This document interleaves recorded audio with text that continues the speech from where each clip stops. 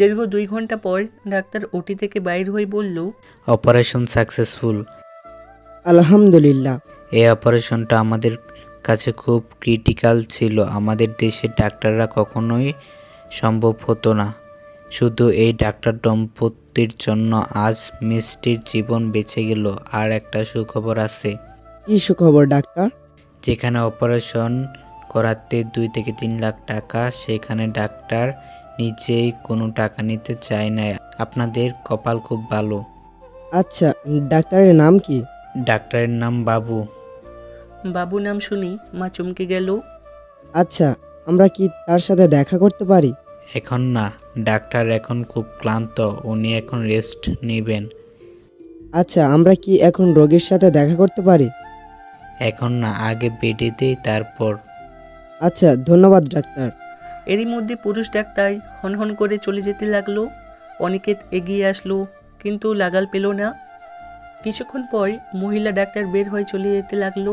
আবার ফিরে এলো, এসে মায়ের সামনে হাঁটু গেড়ে বসে পড়ল। বসে মাকে সালাম দিয়ে বলতে লাগলো, কেমন আছেন মা? আলহামদুলিল্লাহ, ভালো আছি। আপনি কে? আর আমাকে মা ডাকছেন কেন? আপনি হয়তো ভুল করছেন। আমি তুহি। আর আমি ভুল করছি না মা। আমি কি আপনাকে মা ডাকতে পারি না? আর আমাকে আপনি করে ডাকবেন না প্লিজ, তুই করে ডাকবেন। মনে করবেন আমিও আপনার আরেক মেয়ে। সে না হয় ঠিক আছে, তোমাকে তো আমি আগে দেখিনি না। তুমি আমাকে দেখেছো? তুমি কে বলো তো? আমি আপনাকে দেখেছি, অনেকবার দেখেছি। আর ওই যে ছেলেটা গেল, আমি তার হবু বউ। আমাকে দেখেছো? কিভাবে? আর ওই ছেলেটাকে? দেখছি দেখছি। আর ওই ছেলেটাই হলো বাবু, আমার হবু বর। আমি তোমাকে কখনোই দেখি নাই। তোমার মুখের মাস্কটা খুলবে কি? না মা, আমি পারবো না। আগে আমার হবু স্বামীর অনুমতি নিতে হবে। আর আপনি জুই আপু তো? কিন্তু আমাকে চিনলেন কিভাবে? বড় আপুকে চিনতে কি সমস্যা হয়? আর ছোট বোনকে কি আপনি করে বলে? সরি, আসলে তোমাকে চিনতে পারি নাই তো, তাই বললাম। আচ্ছা, তুমি আমাদের কিভাবে চিনলে? একজন আপনাদের ব্যাপারে খুব সুন্দর করে বলছে। এত সুন্দর করে বলেছে যে না চিনে উপায় নেই। এটা আনিকেত ভাই তো? আপনি আমাকে চিনেন? না চিনে উপায় কি বলেন? দিনে কমপক্ষে 1000 বার আপনার কথাটা যে শুনি, আর আপনিও আমাকে আপনি করে বলছেন। কথাই বলবো না কারোর সাথে। আচ্ছা, সরি। আচ্ছা, আমার কথা কিভাবে শুনো বলো তো? কে আমার কথা বলে? সেই মানুষটা কে? সময় হলে বুঝতে পারবেন। আর মা, আমি কাল কিন্তু আপনাদের বাসায় যাব। মনে কিছু করবেন না তো? মনে কিছু কেন করব? দেখ দেখি মেয়ে কি বলে। এটা তো আমার সৌভাগ্য যে লন্ডনের সেরা ডাক্তার আমার বাসায় আসবে। আপনাদের বাসার ঠিকানাটা দেন তো মা। অনিকেত তার বাড়ির ঠিকানা দিয়ে দিল। জুই আপু মাকে বলল, মেয়েটা খুব মিষ্টি, তাই না মা? আজ আমার সোনাটা বেঁচে থাকলে তারও এইরকম একটা বউ আসতো, তাই না? এইসব কথা আর বলবি না। আমার ছেলে বেঁচে আছে আর আমার আশেপাশে আছে। আমি মা, আমি আমার সন্তানের অস্তিত্ব বুঝতে পারি। আমার ছেলে খুব তাড়াতাড়ি আমার কাছে ফিরবে। তাই যেন হয় মা। আচ্ছা, চলো আমরা বাসায় যাই। আসিফ বাসায় একাই আছে। আমার ভাইটার হয়তো ভয় লাগছে। তাড়াতাড়ি চলো। অনিকেতের কথা শুনি জুইর চোখ দিয়ে 2 ফোঁটা পানি গড়িয়ে পড়ল। এদিকে আড়াল থেকে কেউ একজন সব কিছু দেখছে আর চোখের পানি ফেলছে। আজ কতদিন পর সে তার আপনজনদের দেখছে। তার বুকের ভেতর যেন উলট পালট হয়ে যাচ্ছে। সে আর কেউ না, আমাদের গল্পের নায়ক আশিক। তুহি একটু দূরে যেতেই আমি ওর হাত ধরে একটা রুমে নিয়ে গেলাম। গিয়ে দরজা আটকিয়ে দিলাম। তুহিকে অগ্নিদৃষ্টিতে জিজ্ঞাসা করলাম, এত পাকনামি করার কি ছিল? যদি ধরা পড়ে যেতে? আমি কি তোমাকে বলেছি কারোর সাথে কথা বলতে? আমার অনুমতি ছাড়া কথা বলতে চলে গেলে কেন? তুহি মাথা নিচু করে বলল, সরি, আমাকে মাফ করে দাও। তুমি তো জানো এই পৃথিবীতে তুমি আর আব্বু ছাড়া আমার জীবনে আর কেউ নেই। মায়ের আদর, ভাই বোনের ভালোবাসা পাইনি, তাই তোমার মা আর বোনকে দেখে লোভ সামলাতে পারি নাই। তুমি আমাকে মাফ করে দাও। আমি আর তোমার কথার বাইরে যাব না। এই বলে তুহি কাঁদতে লাগলো। আমি ওর কাছে গিয়ে জড়িয়ে নিলাম বুকে। আমাকে মাফ করে দাও পাগলি, আমি বুঝতে পারি নাই, তুমি আমাকে বোকা দাও, তবুও কেঁদো না। তুই কেঁদেই চলেছি। আর কোনো উপায় না পেয়ে ওর থুতনিতে হাত দিয়ে ওর মুখটা একটু উপরে তুলে বললাম, আমার রাজকুমারের আম্মুটা কি খুব রাগ করেছে? রাজকুমারের আব্বু তো সরি বলছে, তাকে কি মাফ করা যায় না? এই দেখেন, সে কান ধরেছে। এই কথা শুনি তুহি ফিক করে হেসে আমার বুকে মুখ লোকালো, এরপর বলল, আমি কালকে মায়ের কাছে যেতে চাইছি, রাজকুমারের বাবা কি অনুমতি দেবে? যথাজ্ঞা মহারানী। দুইজনই হেসে উঠলাম। পরের দিন জুই আপু আর মা তুহিকে নিয়ে কথা বলছে। সেই সময় তুহি হাজির। বাসায় কেউ নেই, তাই হিজাব খুলল। তুহিকে দেখে জুই আপু আর মা তো অবাক, এত সুন্দর কেউ হয়? মা আর জুই আপু অপলক দৃষ্টিতে তাকিয়ে আছি। তাদের নীরবতা ভেঙে জুই বলে, মা, আমি আজকে চিকেন বিরিয়ানি আর পায়েস খাবো, খাওয়াবেন তো? তুহির কথা শুনে মা চমকে উঠল, কারণ এগুলো আমার প্রিয় খাবার। মা পায়েস আর বিরিয়ানি রাঁধল। তুহি খেয়ে আমার জন্য কিছু প্যাক করে নিল। বাসা থেকে বাইর হওয়ার সময় দেখলো একটা কবর। এটা কার কবর? আমার ভাইয়ের। আমার স্বামী প্রতিদিন এই কবরের পাশে থাকে, তো তাই এত পরিষ্কার। চিন্তা মানুষেরও কবর হয়? কি বললে? কিছু না। আচ্ছা আপু, থাকেন, আসি আজকে। অন্যদিকে অনিকেত আজ মিষ্টিকে দেখতে গেছে। আমি মিষ্টিকে চেক করে কেবিন থেকে তাড়াহুড়ো করে বাহির হচ্ছিলাম। অনিকেতও ঢুকছিল। দুজনে ধাক্কা খেলাম। ধাক্কা খেয়ে আমার মুখ থেকে মাস্ক খুলে পড়ে গেল। আসলে সরি, আর কিছু বলতে পারলো না। আমাকে দেখে যেন বাকশক্তিহীন হারিয়ে ফেলেছি। মুখ থেকে কোনো কথা বার হচ্ছে না। এরপর আমি উঠে চলে যেতে চাইলে অনেকের যা করলো তা আমি কল্পনাও করতে পারি নাই। মিষ্টির কেবিন থেকে তাড়াহুড়ো করে বাহির আসছিলাম। অনেকে তো কেবিনে ঢুকছিল। দুজনের মধ্যে ধাক্কা লেগে গেল। আমি পড়ে গেলাম, সাথে আমার মুখ থেকে মাস্ক পড়ে যায়। সরি, একদম দেখতে পাই নাই। আপনার কোথাও লাগেনি তো? It's okay, I am fine, don't be tense. Aniket আরও কিছু বলতে চাইলো, কিন্তু আমি কিছু বলার সুযোগ না দিয়ে হনহন করে রুমে চলে আসলাম। রুমটা হাসপাতালের অফিসারের এক কর্নারে, বুঝতে পারছেন, ভিআইপি রুম। আমি রুমে এসে আয়নার সামনে দাঁড়িয়ে কাঁদতে লাগলাম। আমাকে মাফ করে দিস দোস্ত, তুই এত কাছে, তবুও তোকে আমার পরিচয় দিতে পারছি না। তোকে একবার বুকে জড়িয়ে নিতে পারছি না। কিভাবে বুকে জড়িয়ে নিব বল? আজ বেঁচে থেকেও আমি সবার কাছে মৃত। কিভাবে তোদের কাছে গিয়ে নিজের পরিচয় দিব বল? আমাকে মাফ করে দিস। এই বলে কাঁদতে লাগলো। কোনো দিন তোকে মাফ করব না। পেছন থেকে এই কথা শুনি পেছনে ঘুরে তাকালাম। হ্যাঁ, যা ভাবছি তাই। অনেকে দাঁড়িয়ে আছে। আমি মাথা নিচু করে নিলাম। তোকে কোনো দিন মাফ করব না। এতগুলো দিন আমাদের সাথে যোগাযোগ রাখিস নাই। তোর আইডিয়া আছে কতটা কষ্টে আমরা ছিলাম? আমরা তো তোকে কষ্ট দেই নাই, তাহলে আমাদেরকে কেন কষ্ট দিলি বল? তোর আইডিয়া আছে সিমি কতটা কষ্ট পেয়েছে, মা কতটা কষ্ট পেয়েছে। এমন কোনো দিন নাই যে তোর জন্য চোখের জল ফেলে নাই। আমাদের চোখের পানির কোনো দাম নেই তোর কাছে, তাই না? এতটা স্বার্থপর কিভাবে হতে পারলি? শুধু মাথা নিচু করে কাঁদছি। নিজেকে খুব চালাক ভাবিস, তাই না? ভাবছিস তোর মতো চালাক এই পৃথিবীতে নাই? আরে তোর নিঃশ্বাসের শব্দটাও আমার চেনা। আমি কোনো কথা বলছি না। কালকে তুই যখন বেরিয়ে যাচ্ছিলিস, তোর হাঁটার স্টাইল দেখে আর লামিয়ার কথা শুনে আমার সন্দেহ হয়, আর আজ তোর ভয়েস শুনে কনফার্ম হলাম। এখন আমাকে জড়িয়ে ধরবি নাকি কেলানি খাবি শালা? আমি আর নিজেকে আটকে রাখতে পারলাম না। দৌড়ে গিয়ে ওকে জড়িয়ে ধরলাম। আমাকে মাফ করে দে দোস্ত, বুঝতে পারি নাই তোদের এতটা কষ্ট দিয়ে ফেলেছি। মাফ করে দে দোস্ত। শালা তোর মাপ নাই, আমাকে না জানিয়ে বিয়ে করিস? না ভাইয়া, আপনি ভুল ভাবছেন। আমাদের বিয়ে হয়নি, অনেকবার জোর করেছি, কিন্তু ওই যে একটা কথা, মা বোন আর কলেজের বন্ধু ছাড়া নাকি বিয়ে করবে না, তাই শুধু আংটি পরায় রাখছে। তুমি কখন আসলি? হুম। অনেকক্ষণ হলো। তোমাদের বন্ধুত্বের গভীরতা দেখলাম। সত্যি এভাবে সারা জীবন থেকো। ইনশাআল্লাহ। অত কথা বাদ দাও, নাস্তা দাও তো, ক্ষুধা লেগেছে। নিয়েই এসেছি। এই দেখো তোমার প্রিয় বিরিয়ানি আর পায়েস। এইসব কোথায় পেলে? স্বয়ং মায়ের হাতে রান্না। তুহি আমাকে আর অনিকেতকে নাস্তা দিল। নাস্তা খাচ্ছি আর চোখের পানি ফেলছি। অনেক দিন পর আজ মায়ের হাতের রান্না খেলাম। আমার কান্না দেখে তুহি আমার চোখের পানি মুছে দিয়ে কপালে একটা ভালোবাসার পরশ এঁকে দিয়ে দৌড়ে পালালো অন্য রুমে। আমি হাসবো নাকি কাঁদবো কিছুই বুঝতে পারতেছি না। বাহ বাহ বাহ, এটা কি হলো দোস্ত? আমি লজ্জায় মাথা নিচু করে নিলাম। ওলে বাবালে, লজ্জাপতিটালে। আচ্ছা, আমি একটা জিনিস ভেবেই পাচ্ছি না, তোর মতো হাবা গোবার কপালে এই রকম মাশাল্লাহ ভাবি জুটলো কিভাবে?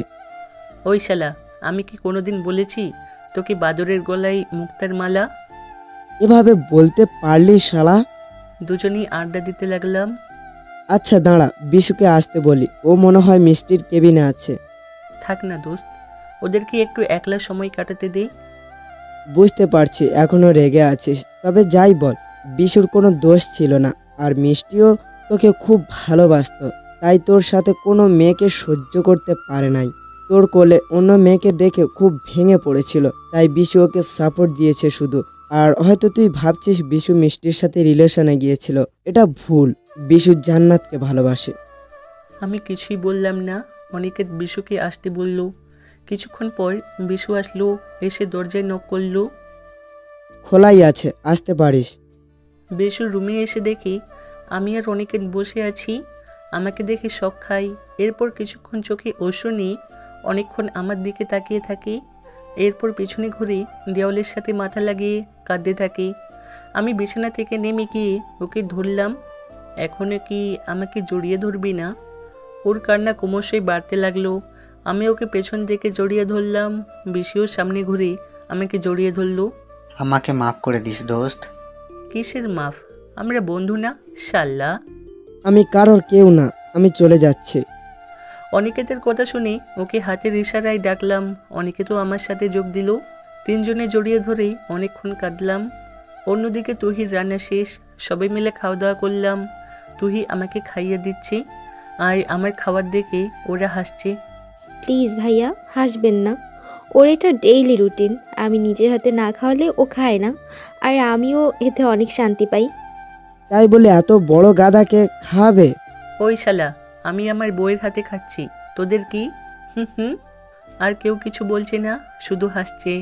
খাওয়া শেষেই ওদেরকে বিদায় দিলাম আর বললাম যেন আর কাউকে না বলে আর মিষ্টির খেয়াল রাখে যেন। পরের দিন তুহি রান্না করে নিয়ে কোথায় জানি গেল আর সন্ধ্যায় ফিরল। কোথায় গেছলে? রাগ করবে না তো? রাগ কেন করব বলো? বাবার কাছে গিয়েছিলাম, জানো বাবার অবস্থা খুব খারাপ। আমি ওকে আর কিছু বলার সুযোগ না দিয়ে ওয়াশরুমে চলে গেলাম। কিছুক্ষণ পর বেরিয়ে দেখি তুহি সেই আগের জায়গায় দাঁড়িয়ে আসে আর চোখে স্পষ্ট পানি দেখতে পেলাম। এভাবে দাঁড়িয়ে আসো কেন? তুহি দৌড়ে এসে আমাকে জড়িয়ে ধরে বলতে লাগলো, আমাকে মাফ করে দাও, আমি তোমার অনুমতি না নিয়ে গিয়েছি। আমার উপরে রাগ হলে মারও বকো, তবুও কথা না বলে থেকো না, মরে যাব। ধুর পাগলি, আমি তোমার উপরে রেগে নেই, তুমি তোমার কর্তব্য পালন করেছো। তোমাদের রোমান্স শেষ হলে আসতে পারি? অনিকেতের কথা শুনে তুহি দৌড়ে পালালো। অনিকেত আর বিশু হাসতে লাগলো। লজ্জা পেতে হবে না, এটা নারীর ভূষণ। তুই বেটা সাওয়াল শালা। ধুর, তোরাও না। আচ্ছা, যে কারণে তোদের আসতে বলেছি, আগামীকাল জুই আপুর জন্মদিন, ওকে সারপ্রাইজ দিব। কি কি করতে হবে জানিস তো? জানি। আমিও যাব কিন্তু। আচ্ছা। পরের দিন অনিকেত, বিশু আর তুহি পুরো বাড়ি সাজিয়েছে। রাত 12টার কিছুক্ষণ আগে আপুর ফেভারিট কেক নিয়ে প্রবেশ করলাম। আপুর জন্য খয়েরি কালারের একটা শাড়ি নিয়েছি। জুই আপুর চোখ বেঁধে নিয়ে আসা হলো। রাত 12টায় উইশ করে চোখের বাঁধন খুলে দিল অনিকেত, আর আমি সামনে দাঁড়িয়ে আসি। আপু আমাকে দেখে যা করলো ভাবতেই পারলাম না। জুই আপু আমার দেওয়া শাড়িটা পরেছি। অনিকেত জুই আপুর চোখ বেঁধে নিয়ে আসলো, এসে আমার সামনে দাঁড় করিয়ে দিল। এরপর পেছন থেকে অনিকেত আপুর চোখের বাঁধন খুলে দিল, দিয়ে সামনে এসে বলল, সারপ্রাইজ। আপু আমার দিকে তাকিয়ে আসে, কোনো কথা বলছে না, চোখ দিয়ে পানি পড়ছে, যেন বাক শক্তিহীন হারিয়ে ফেলেছি। কেমন দিলাম সারপ্রাইজ? কি ভেবেছেন আমাকে মেরেছি? না, এবার আমার গালে পড়েনি, অনিকেতের গালে পড়েছি। অনেকে চড় খেয়ে মাথা নিচু করে নিয়েছি, আর কিছু বলছে না। তোর সারপ্রাইজের গোষ্ঠী মারি। তোকে গত 2 দিন ধরে আমার সন্দেহ হয়েছিল। আমি তোকে কতবার প্রশ্ন করছি, তুই একটা বার আমাকে বলছিস তুই না আমাকে ভালোবাসিস? এই তোর ভালোবাসা? নিজের ভালোবাসা মানুষের কাছে মনের কথা লুকানো, এই কি রকম ভালোবাসা? আজ মনে হচ্ছে তুই আমাকে ভালোই বাসিস না। অনেকে মাথা নিচু করে আসি, ওর চোখে পানি। এসব তুমি কি বলছো? সত্যিই বলছি। আজ থেকে তোর সাথে আমার কোনো সম্পর্ক নেই। যে ভালোবাসার মানুষের কাছে মনের কথা লুকায়, এমন কাউকে আমি চাই না। জুই আপু কাঁদতে কাঁদতে বলতে লাগলো। আমি নির্বাক দর্শকের মতো দাঁড়িয়ে আসি। জুই আপু চেঁচামেচি শুনে মা ওই রুম থেকে চলে আসলো। কি হয়েছে এত জোরে চেঁচা? আর কিছু বলতে পারলো না। আমাকে সামনে দাঁড়িয়ে থাকতে দেখে চশমাটা খুলে মুছে আবার চশমাটা পরে নিল। এরপর ভালোভাবে তাকালো। গুটি গুটি পায়ে মায়ের দিকে যেতে লাগলাম। মা আমার কাছে এসে আমার মুখে হাত বুলাতে লাগলো। আমি হাতটা ধরে মায়ের কাছ থেকে নিয়ে চুম্বন করতে লাগলাম। বাবু, তুই ফিরে এসেছিস? তুই মায়ের কাছে ফিরে এসেছিস বাবা। আমি জানতাম আমার বাবু আমার কাছে ফিরে আসবে। সিমি দেখ, তোকে তোকে বলছিলাম না আমার বাবুর কিচ্ছু হয়নি, আমার বাবুর কিচ্ছু হতেই পারে না। আমি মাকে জড়িয়ে ধরলাম। হ্যাঁ মা, আমি ফিরে এসেছি, তোমার বাবু ফিরে এসেছি। আল্লাহ তাআলার রহমতে আর তোমাদের দোয়াই আমার কিছু হয়নি। মা আমাকে জড়িয়ে ধরে কাঁদতে লাগলো। আজ কতদিন পর মাকে জড়িয়ে ধরলাম। এতদিন কোথায় ছিলি বাবা? মায়ের কথা একটা বারেও মনে পড়েনি? একটা বারও খবর নিতে মন চায়নি? জানিস না তোর মাটা তোকে ছাড়া একদম থাকতে পারে না। এত অভিমান তোর আমাদের উপর। আমাকে মাফ করে দাও মা, কিন্তু বিশ্বাস করো তোমাদের ছাড়া একদম ভালো ছিলাম না। এরপর মাকে কিছুক্ষণ জড়িয়ে ধরে কাঁদলাম। এরপর মাকে ছেড়ে দিয়ে তুহিকে সামনে এনে বললাম, মা এই হচ্ছে তুহি, তোমার ছেলের হবু বউ। তোমাকে না জানিয়ে পছন্দ করেছি, আমাকে ক্ষমা করে দিও। তোর পাগল, বৌমা হিসাবে নয় মেয়ে হিসাবে তুহিকে অনেক পছন্দ হয়েছে। আমি আর তুহি মাকে জড়িয়ে ধরলাম। পাগলি মেয়ে, আগে বলবি না তুই আমার বাবুর বউ? সরি মা। দূরে জুই আপু দাঁড়িয়ে আসে। অনেকে হঠাৎ করে রুম থেকে বাহির হয়ে গেল। আচ্ছা মা, আমি যাই। আমি ভাবতে পারি নাই এত বছর পর ফিরে এসে আবার তোমাদের জীবনে সমস্যার সৃষ্টি করব। আমাকে সবাই মাফ করে দিও। তুহি চলো। আমি তুহির হাত ধরে চলে যেতে লাগলাম। জুই আপু বলে উঠল, আর এক পা ফেলে দেখ, খুন করে ফেলবো। যেখানে আমার বন্ধুকে অপমান করা হয় সেখানে আমি থাকবো না। আমি এখানে আর এক মুহূর্তও থাকবো না। জুই আপু আমাকে জড়িয়ে ধরে গোটা মুখে চুম্মু দিতে লাগলো। আজ ছেড়ে যাস না ভাই, অনেক কষ্ট পেয়েছি। এবার চলে গেলে আর বাঁচবো না, মরে যাবো রে। প্লিজ আর ছেড়ে যাস না। আমি জুই আপুকে ছাড়ানোর চেষ্টা করতেছি। তুহি আমার হাত চেপে ধরলো। আমি চুপ হয়ে গেলাম। জুই আপু আমাকে অনেকক্ষণ জড়িয়ে ধরে কাঁদলো। অনিকেতের এখানে কোনো দোষ নাই আপু, আমি ওকে কাউকে বলতে বাধা করেছিলাম, আর তুই ওকে ভুল বুঝলি। সরি, আমার ভুল হয়েছে। আমি নিজের রাগকে কন্ট্রোল করতে পারিনি। সরি আমাকে না বলে অনিকেতকে বল। যা, ওকে মানিয়ে নিয়ে আয়। আচ্ছা যাচ্ছি। আপু চলে গেল। আমরা ওদের জন্য অপেক্ষা করতে লাগলাম। ওদিকে অনিকেত বাবা মায়ের কবরের পাশে গিয়ে দাঁড়িয়ে আসে আর চোখের পানি বিসর্জন দিচ্ছে। জুই আপু পেছন থেকে বলে উঠল, কি ব্যাপার মা, বাবার কাছে আমার নামে নালিশ দেওয়া হচ্ছে? আমিও কিন্তু নালিশ দিব। অনিকেত কোনো কথা বলছে না। কি হলো, কথা বলছো না কেন? আপনি এখানে কেন? বাহ, তুমি থেকে আপনি? হ্যাঁ, আপনার ভাই এখন ফিরে এসেছে। আপনাদের পরিবার এখন পূর্ণ, তাই আপনারা আনন্দ করেন। আমাকে খুঁজতে এসেছেন কেন? সরি, আমার ভুল হয়ে গেছে। আমাকে মাফ করে দাও প্লিজ। আমার তখন মাথা ঠিক ছিল না, কি বলে ফেলেছি। জুই আপু অনিকেতকে জড়িয়ে ধরে কাঁদতে লাগলো। অনিকেত জুই আপুকে ছাড়িয়ে বলল, আরে কি বলছেন এসব? ভুল তো আমার, আপনি ঠিকই বলেছেন, আমি সরি। এই বলে অনেকে চলে যেতে লাগলো আর জুঁই আপু মাটিতে বসে কাঁদতে লাগলো। আমি একটু দূরে দাঁড়িয়েছিলাম। অনিকেতের সামনে গিয়ে দাঁড়ালাম। শালা, আমার বোনকে কষ্ট দিস? ও না হয় একটা ভুল করে ফেলেছে, মাফ করে দে আর বুকে টেনে নে, যা। অনিকেত কিছু বলছে না, মাথা নিচু করে দাঁড়িয়ে আছে। কি এখন যাবি নাকি কেলানি খাবি? অনিকেত গিয়ে আপুকে উঠালো। আপু অনিকেতকে জড়িয়ে ধরে বলল, আমাকে মাফ করে দাও প্লিজ, আর কখনো এরকম করব না। আরে ঠিক আছে পাগলি, আর ক্ষমা চাইতে হবে না। হইছে, আর পীড়িত করতে হবে না, এখন চলো কেক কাটবো। আপু লজ্জে মুখ লুকালো। তুই যখন করিস শালা, আমাদের দেখে জ্বলছে। তিনজনে হেসে দিলাম। রুমে এসে দেখি বিশু জান্নাতের সাথে কথা বলছে। এগিয়ে যাও বৎস, যাতে আপনাদের পক্ষে আসি। দূর শালা, কি যে বলিস? আজ বোনদের জন্য সবার মুখে শালা ডাক শুনতে হচ্ছে। সবই কপাল, আমি শুধু কাউকে শালা ডাকতে পারছি না। ফাজিল কোথাকার। সবাই হেসে দিলাম। এরপর কেক কাটলাম, সবাই অনেক মজা করলাম। এরপর সবাই আড্ডা দিতে লাগলাম। ভাই তুই এতদিন কোথায় ছিলিস, আর আজকে এই পজিশনে কেমনে আসলি? সব বলতে হবে আমাকে। না, অন্য কোনো একদিন। না, আজকেই। আচ্ছা তাহলে শুনো, এই সব কিছু আজ ওর তুহির জন্য হয়েছে। ও আমার জীবনে না আসলে হয়তো আজ আমার জীবন এরকম হতো না। কেমনে তুই ভাবি তোর জীবনে আসলো? আচ্ছা শোনো, অতীত সেদিন বাড়ি থেকে বাইরে এয়ারপোর্টে গিয়ে তোদের সাথে কথা বলার পর তাড়াহুড়ো করে ভিতরে ঢুকছিলাম। এরপর আমার লাইফে যে এমন দিন আসবে আমি ভাবতেও পারি নাই। আমি তো ভেবেছিলাম আমার জীবন শেষ।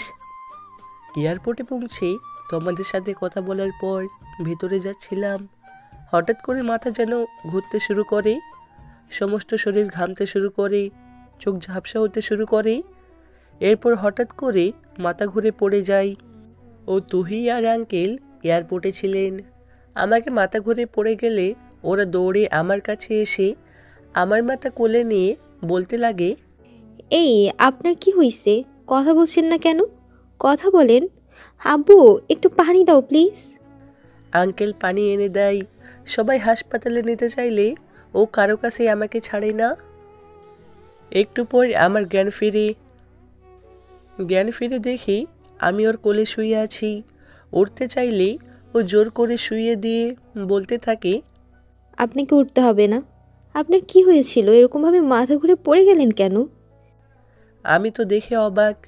আমি একজন মেয়ের কোলে মাথা রেখে শুয়ে আছি, মেয়েটার চোখগুলোও দেখতে পারছি না। কালো পর্দায় ঢাকা, হাতে মোজা, সমস্ত শরীর নীল কালারের বরকায় আবৃত। জানি না আমার কি হয়েছিল। আমাকে কিছু খাবার দিবেন? আঙ্কেল তাড়াতাড়ি আমার জন্য কিছু খাবার নিয়ে এলেন। ও আমাকে নিজের হাতে খাওয়াতে লাগলো।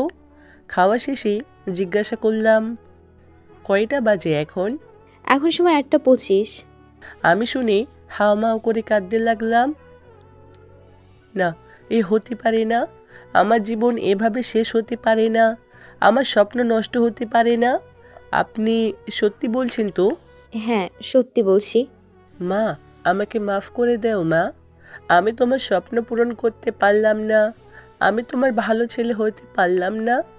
তোমার ছেলের সব স্বপ্ন শেষ মা। হে আল্লাহ, আমি কি এমন পাপ করেছি যে আমার সাথে সবসময় এরকম হয়? আমার স্বপ্নটা এভাবে শেষ করলেন কেন? এর থেকে আমাকে উঠাই নিতেন, তবুও ভালো হতো। আমি আর বেঁচে থেকে কি করব? আপনি আমাকে উঠিয়ে নেন, আমি আর বাঁচতে চাই না।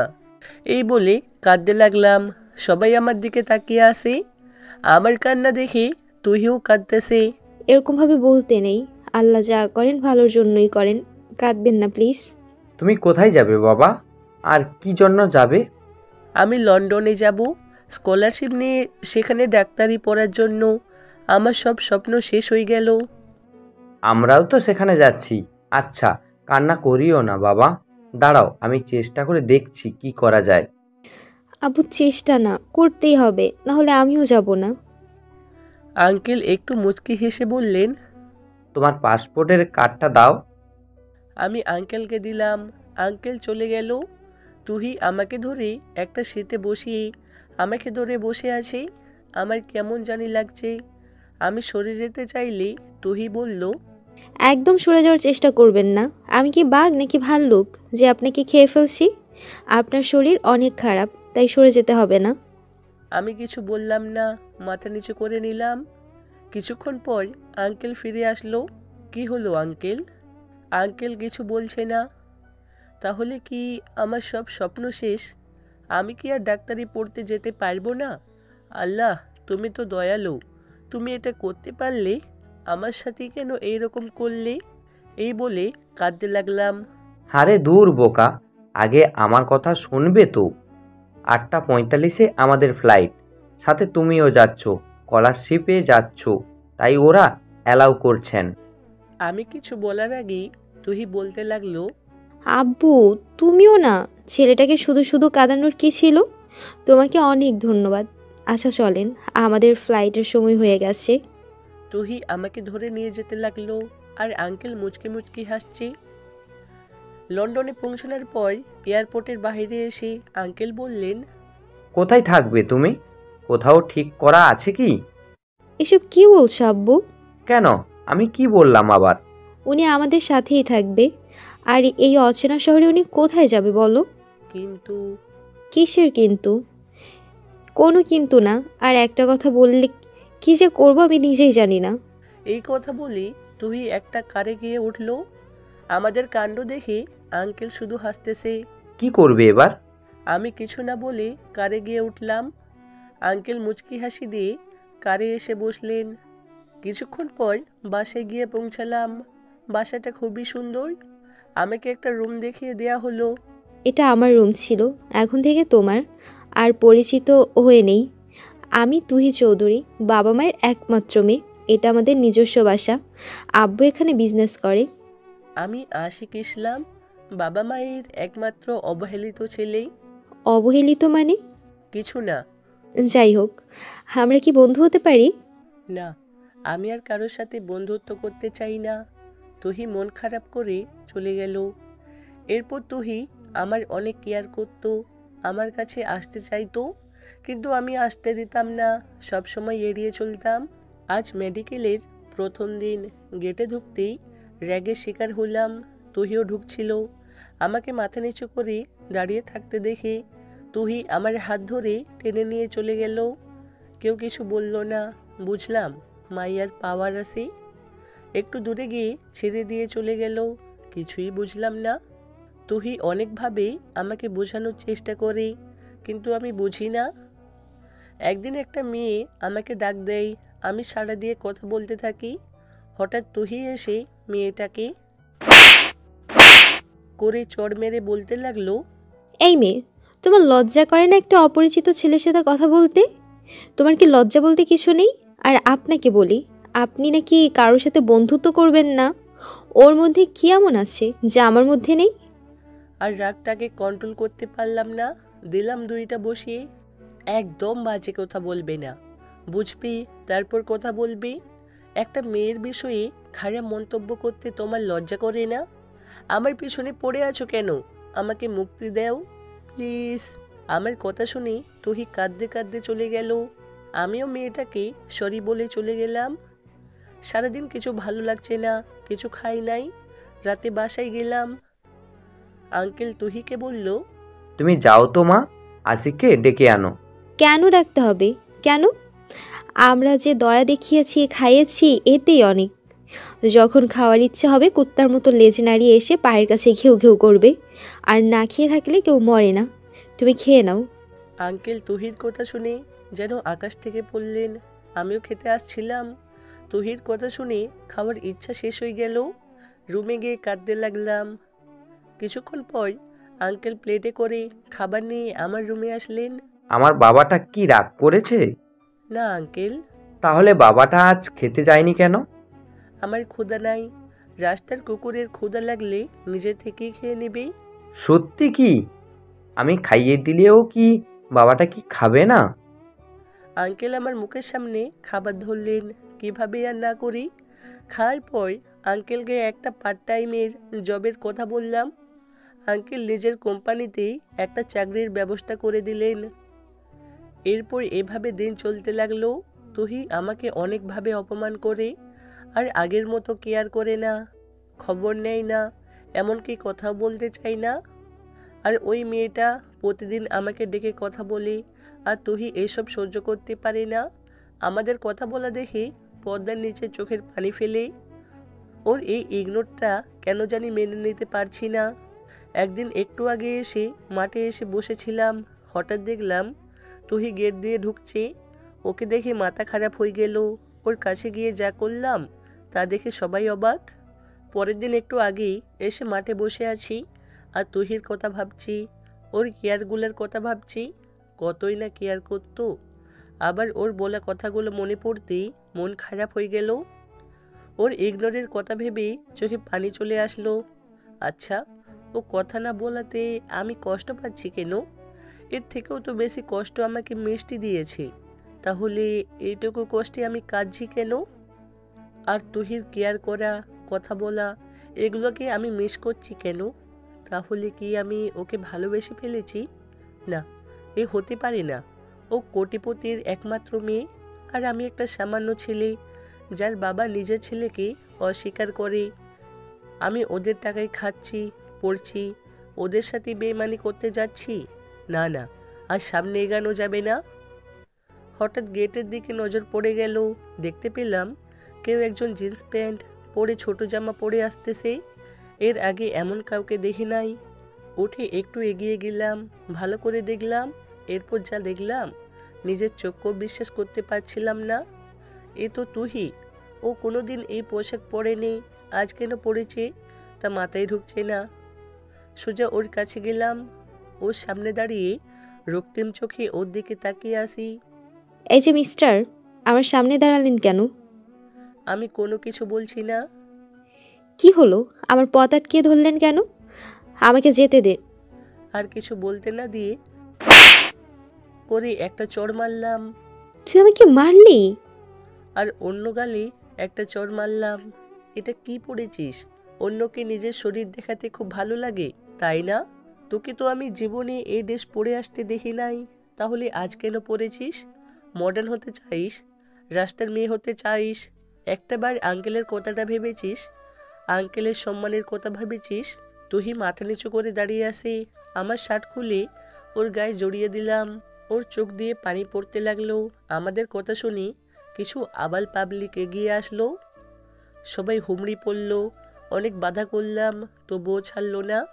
একসময় উত্তম মাধ্যম দেওয়া শেষে পুলিশের হাতে তুলে দিল। পুলিশ নিয়ে গেল, কিন্তু আঙ্কেলের কথা বলাই আর গায়ে হাত দেয়নি। কিছুক্ষণ পর আঙ্কেল এসে আমাকে নিয়ে গেল বাসায় ফিরে। সত্যি আঙ্কেল, আমি কিছু করিনি। তোকে বলতে বলছি, আমি জানি আমার ছেলে কেমন। যা রুমে যা। আমি রুমে গিয়ে অনেক কিছু ভাবলাম। এই বাড়িতে আর থাকা যাবে না। রাতে আঙ্কেল খাওয়ার জন্য ডাকলো। আমি খেতে গেলাম। গিয়ে দেখি তুহি আসেনি। ওকে ডাকতে সোজা ওর রুমে চলে গেলাম। গিয়ে দেখি উপর হয়ে শুয়ে কাঁদতেছি। তুহি, ওঠো, আঙ্কেল খেতে ডাকছি। তুহি উঠে আমার কাছে এসে করে একটা চড় মেরে বলতে লাগলো, এই ছোট লোকের বাচ্চা, তুই জানিস না মেয়ে মানুষের ঘরে ঢুকতে অনুমতি নিতে হয়? সরি, আমি বুঝতে পারি নাই। আর তুই আমাকে চড় মারার সাহস কোথায় পাস? কুকুরের মতো আমাদের খাবি, আমাদের পড়বি, আর আমাকে চড় মারবি? তোর তো সাহস কম না? আমি মাথা নিচু করে বললাম, সরি, আমার ভুল হয়ে গেছে। তোমাকে ওই পোশাকে দেখে একদম সহ্য করতে পারি নাই। আমি চাই নাই আমার ভালোবাসার মানুষকে কেউ ওই পোশাকে দেখুক। তাই রাগ কন্ট্রোল করতে না পেরে তোমাকে মেরেছি। আমার ভুল হয়ে গেছে। এখন চাইলে প্রতিশোধ নিতে পারো, তবু ওই রকম পোশাক পরিও না। ওয়েট ওয়েট, তুই আমাকে তুই করে বলছিস কেন? আর তোর ভালোবাসার মানুষ মানে? কে তোর ভালোবাসার মানুষ? আমি? তোর তো দেখছি সাহস অনেক বেড়ে গিয়েছে। কাকে কি বলছি? তোর মাথা ঠিক আছে? আমি তোর মালিক। আমরা তোর অসময়ে পাশে ছিলাম, খাইয়েছি, পড়িয়েছি। তোর পড়াশোনার খরচ আমার বাবা দেয়। কি আছে তোর? আর তোর কি জন্য মনে হইল যে তোর মতো একটা ভিখারিকে আমি ভালোবাসবো? নিজের অবস্থান ভুলে গেছিস? ব্রাহ্মণ হয়ে চাঁদে হাত দিতে চাচ্ছিস? তোর মতো রাস্তার ফকিরদের এখানে থাকতে দেওয়াই ভুল হয়ে গেছে। এখনই বাবাকে বলছি তোর ঘাড় ধাক্কা দিয়েই বাড়ি থেকে বের করে দিতে। আমি চোখের পানি ফেলতে ফেলতে বললাম, তাহলে এতদিন যা করেছিলে সব মিথ্যা? আমার সাথে অভিনয় করেছিলে? তোকে কতবার বলবো আমাকে তুমি করে বলবি না? হ্যাঁ, এতদিন অভিনয় করছিলাম, এখন তোর এই মুখ দেখতে আমার ঘৃণা করছে। এই বাড়ি থেকে চলে গিয়ে আমাকে ধন্য করবি নাকি মিথ্যা অপবাদ দিয়ে বাবাকে বলে বাড়ি থেকে বের করব? থাক, আর এই উপকারটা করতে হবে না। আমি চলে যাব আজকে। ভালো থাকবেন আর আঙ্কেলকে দেখে রাখবেন। আমি খাবার টেবিলে এসে, আঙ্কেল, ম্যাডাম আজ আসবেন না, আমাকে একটু নিজের হাতে খাইয়ে দিবেন। আমার মুখে ম্যাডাম ডাক শুনে আঙ্কেল একটু কেমন করে তাকালেন, এরপর বললেন, রিকোয়েস্ট করার কি আছে, আয় খাইয়ে দিই। আঙ্কেল খাইয়ে দিচ্ছেন, আমার চোখ থেকে পানি গড়িয়ে পড়ছে। আঙ্কেল আমার চোখের পানি মুছে দিয়ে বললেন, খাবার সময় কাঁদতে নেই। আমি খেয়ে রুমে এসে অনেক কাঁদলাম। এরপর রেডি হয়ে বইপত্র নিয়ে বেরিয়ে পড়লাম। বের হওয়ার সময় একটা চিঠি দারোয়ানের হাতে দিয়ে চলে আসলাম। অন্যদিকে আঙ্কেল তুহির ঘরে গিয়ে দেখি তুহির রুমের দরজা ভেতর থেকে বন্ধ। নক করার অনেকক্ষণ পর বের হয়ে বলল, কি হয়েছে আব্বু? খেতে আসলি না যে? ভালো লাগছিল না আব্বু। ও আচ্ছা, আশিকের কি হয়েছে বল তো? কেন, ওর আবার কি হবে? না মানে খাবার টেবিলে খেতে খেতে কাঁদছিল, আবার আজ প্রথম নিজের থেকে আমাকে বলল ওকে খাইয়ে দিতে, আবার তোকে ম্যাডাম বলে ডাকলো। কি সব অদ্ভুত কথা বলছে, জানি না কি হয়েছে। তুই কিছু জানিস? তুহি মাথা নিচু করে বলল, না তো, আমি কিভাবে জানবো? ওকে গিয়ে বলো। আচ্ছা তুই ঘুমা। এই বলে আঙ্কেল চলে গেল। আর তুহি ঘরে ঢুকে কাঁদতে লাগলো আর চিন্তা করতে লাগলো। ও যা করেছে সব ঠিক করেছে। কোনো ভালোবাসার মানুষ তো খারাপ পোশাকে দেখতে পারবে না। আর আমি কেন বোকামি করে ওইসব পোশাক পরতে গেলাম? ছি, আমি তো কোনোদিন ওইসব পরি নাই। শুধু শুধু এতগুলো মানুষের মার খেলো, আর আমি কেন ওর সাথে এরকম ব্যবহার করতে গেলাম? থাপ্পড় মারতেই বা কেন গেলাম? না, আজ একটু বেশি করে ফেলেছি। আমার কি দোষ? আগে যদি বলতো ভালোবাসে, তাহলে কি এসব বলতাম? পাগলটা মনে হয় খুব কষ্ট পেয়েছে। যাই দেখে আসি পাগলটা কি করছে।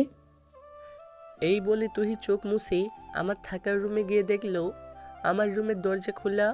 তাই ঢুকে পড়লো। ঢুকে দেখে আমি নাই। গোটা বাড়ি ছাদ খুঁজলো, আমাকে পেল না। এরপর দারোয়ানের কাছে গিয়ে বলল, do you know where is Ashiq? চাচা, আপনি কি জানেন আশিক কোথায়? Ashiq run along sometimes go with his necessary things. Ashiq কিছুক্ষণ আগে তার প্রয়োজনীয় জিনিসপত্র নিয়ে চলে গিয়েছে। কোথায় চলে গেছে? আপনি কি যাওয়ার অনুমতি দিলেন কেন? দুঃখিত, সে আপনাদেরকে দেওয়ার জন্য আমাকে একটা চিঠি দিয়ে গিয়েছে। তুহি চিঠিটা খুলে আঙ্কেলের রুমের সামনে গিয়ে দরজা ধাক্কাতে লাগলো। আঙ্কেল দরজা খুলে দেখে তুহি কাঁদছে। তুহি আঙ্কেলকে দেখে বুকে ঝাঁপিয়ে পড়ে কাঁদতে লাগলো। কি হয়েছে, কাঁদছিস কেন? তুহি কিছু বলতে পারছি না। আঙ্কেল ওকে বিছানায় বসিয়ে শান্ত করে বলল, কি হয়েছে মা বল। তুহি চিঠিটা আঙ্কেলকে দিল। আঙ্কেল চিঠিটা খুলে পড়তে লাগলো। চিঠি, প্রথমে আমার সালাম নেবেন। আপনাদের জন্য আজ আমি এই স্থান পর্যন্ত আসতে পেরেছি। আপনারা না হলে হয়তো আজ আমি এই পর্যন্ত আসতে পারতাম না। আপনাদের জন্যই আজ আমি জীবনযুদ্ধে লড়াই করতে পারছি। আপনাদের টাকায় খাচ্ছি, পড়ছি। এর জন্য আপনাদেরকে অনেক ধন্যবাদ। হয়তো আপনাদের এই ঋণ কখনোই শোধ করতে পারবো না। জানেন আঙ্কেল, আপনাকে পেয়ে আমার বাবার অভাবটা কখনোই বুঝতে পারি নাই। আমার বাবার আসনে আপনাকে বসিয়েছিলাম, আর সারা জীবন সেই স্থানেই থাকবেন ইনশাল্লাহ। সেই বাবাকে আজ না বলে চলে আসছি, আমাকে মাফ করে দেবেন। আর ম্যাডাম, আপনাকে চড় মারার জন্য আমি সত্যিই দুঃখিত। পারলে মাফ করে দিবেন। আর চড়টা মেরে একদম সঠিক কাজ করেছেন। এই চড়টা আরও আগে মারা উচিত ছিল। আমার এই মুখ দেখে আপনাকে আর খারাপ লাগাতে চাই না, তাই চলে গেলাম আপনার থেকে অনেক দূর। ভালো থাকবেন আর আঙ্কেলের খেয়াল রাখবেন। আল্লাহ হাফেজ। ইতি, রাস্তার কুকুর। চিঠি পড়ে আঙ্কেল ধপ করে বসে পড়লেন। কি হয়েছে, সব সত্যি কথা বলবি। তুই ক্যাম্পাসের সব ঘটনা বলতে লাগলো। এরপর বাসার ঘটনা বলতে লাগলো। সব শুনে আঙ্কেল বললেন, ও যা করেছে সব তো ঠিক করেছে। আর তুমি না ওকে ভালোবাসো, তাহলে এইভাবে ওকে অপমান করতে পারলে? ওকে তুমি চড় মারতে পারলে? আজ তোমার মতো মেয়ের বাবা বলে আজ আমার লজ্জা করছে। এই বলে আমাকে খুঁজতে আঙ্কেল বেরিয়ে পড়ল, কিন্তু কোথাও পেল না। মন খারাপ করে বাসায় ফিরল। আজ 4 দিন পর আমি একটা হোটেলে কাজ করছি। হঠাৎ করে একজন মানুষকে দেখে আমি কাজ বন্ধ করে দাঁড়িয়ে পড়লাম। আমার হাঁটু কাঁপছে। লোকটা এসে যা করলো তার জন্য মোটেও প্রস্তুত ছিলাম না। আঙ্কেল আমাকে অনেক জায়গায় খুঁজে কিন্তু কোথাও পাইনি। আমি আঙ্কেলের অফিসের কাজটাও ছেড়ে দিছি। অনেক খোঁজার পর একটা রেস্টুরেন্টে কাজ পাইছি। আর 4 দিন হলো বাসা ছেড়ে চলে আসার। সবসময় আঙ্কেল আর তুহির কথা মনে পড়ছিল। সত্যি বলতে মিষ্টিকে হারিয়ে যত না কষ্ট পেয়েছি, তার চেয়ে তুহিকে হারিয়ে কষ্ট পাচ্ছি। প্রতি রাতে কাঁদছি। অন্যদিকে আঙ্কেল আমাকে খোঁজার জন্য সব চেষ্টা করে যাচ্ছেন। আমাকে খোঁজার জন্য পুলিশ স্টেশন জিডি করা হয়েছে। প্রতিদিনের মতো আজকেও আনমনে কাজ করছিলাম। হঠাৎ একটা গ্লাস আমার হাত থেকে পড়ে যায়। ম্যানেজার এসে করে চর বসিয়ে বলতে থাকে, এই কাজ করার সময় তোর মন কোথায় থাকে? ছোট লোক, ভিখারি, দিলি তো গ্লাসটা ভেঙে। এখন এই গ্লাসের টাকা তোর কোন বাপ দিবে? আজ তোর বেতন থেকে কাটবো। আমি মাথা নিচু করে, সরি স্যার, আমার ভুল হয়ে গেছে। যা এখান থেকে। আমি মন খারাপ করে কাজ করতে লাগলাম। হায় রে দুনিয়া, টাকা ছাড়া মানুষের মূল্য নাই। মন দিয়ে কাজ করছি। হঠাৎ দেখি একজন মানুষ কয়েকজন পুলিশ সহ আমার দিকে এগিয়ে আসছে। ভালো করে তাকিয়ে দেখি আমি তো অবাক। লোকটাকে দেখে আমার হাত পা কাঁপতে লাগলো, কারণ লোকটি আর কেউ না, স্বয়ং আঙ্কেল। আমার কাছে এসে কিছু বলার সুযোগ না দিয়ে আমার হাত ধরে টানতে লাগলো। আমি একটু গিয়ে আটকে পড়লাম, আর হাঁটছি না। আমার কাণ্ড দেখে আঙ্কেল ফিরে একটা করে চড় মেরে বলল, কি এবার যাবে তো? যাবো তো, আগে জিনিসপত্রগুলা নেই। সবসময় মারার কি আছে? যেই পাচ্ছে শুধু সেই মেরে যাচ্ছে। এই বলে আমি চলে গেলাম জিনিসপত্রগুলো আনতে। যেতেই হবে আঙ্কেলের সাথে। আজ আঙ্কেলের যে রূপ দেখছি তা আর কোনোদিন দেখি নাই। এখন না বললে আজ তো খেয়ে ফেলবে, এটা শিওর। অন্যদিকে আমি যাওয়ার পর আঙ্কেল ম্যানেজারকে ডেকে বললেন, ওর সাথে কেউ কি খারাপ ব্যবহার করেছে? ম্যানেজার মাথা নিচু করে আসে, কিছু বলছে না। এরপর আঙ্কেল একটা সাধারণ কর্মচারীকে ডেকে বললেন, আশিকের সাথে কেউ কি খারাপ ব্যবহার করেছে? একটা গ্লাস ভাঙার কারণে ম্যানেজার ওকে চড় মেরে অনেক কথা শুনিয়েছি, এমনকি ওর বাবার কথাও বলেছে। আঙ্কেল একটা ফাঁকা চেকে ম্যানেজারের হাত দিয়ে বললেন, ফাঁকা চেক দিলাম, আপনার গ্লাসের দাম পুষিয়ে নিয়েন। আশিক, এইদিকে আয় তো। এই লোকটা তোকে চড় মেরেছিল তাই না? একটা গ্লাসের টাকার জন্য ওকে টাকা দিয়ে দিয়েছি। যা, এখন ওর চড়টা ফেরত দিয়ে আয়। আমি ম্যানেজারের সামনে গিয়ে বললাম, এখন ইচ্ছে করলে আপনাকে আমি থাপ্পড়টা দিতে পারি, কিন্তু আমিও যদি আপনার মতো কাজ করি তাহলে আপনি আর আমার মধ্যে পার্থক্য কি থাকবে বলেন? তাই বলছি, সবাইকে মানুষ ভেবে আচরণ করবেন। দেখছেন, এই হচ্ছে শিক্ষা। সরি। আঙ্কেল আমাকে নিয়ে চলে আসলেন। আমাকে গাড়িতে বসিয়ে পুলিশ অফিসারদের ধন্যবাদ জানিয়ে বিদায় দিলেন। গাড়িতে বসে কেউ কারোর সাথে কথা বলি নাই। ইনফ্যাক্ট আমি কথা বলার সাহস পাই নাই। বাসায় ফিরে আঙ্কেল আমার হাত ধরে বাসার ভিতরে নিয়ে গেল।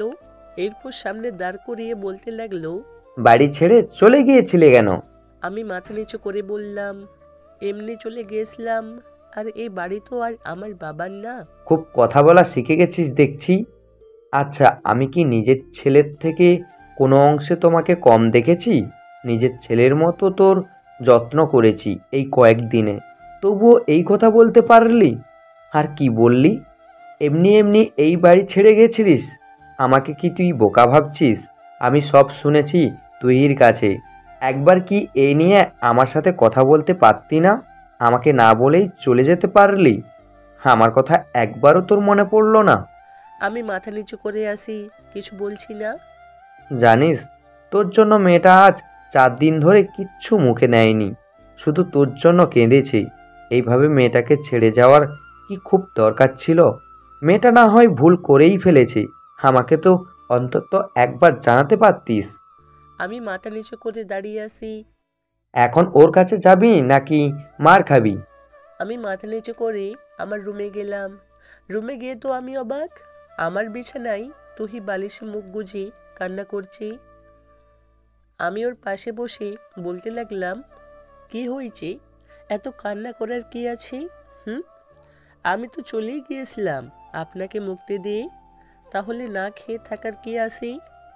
হঠাৎ তুহি উঠে বসে বলতে লাগলো, তো তোকে আবার কে আসতে বলছে?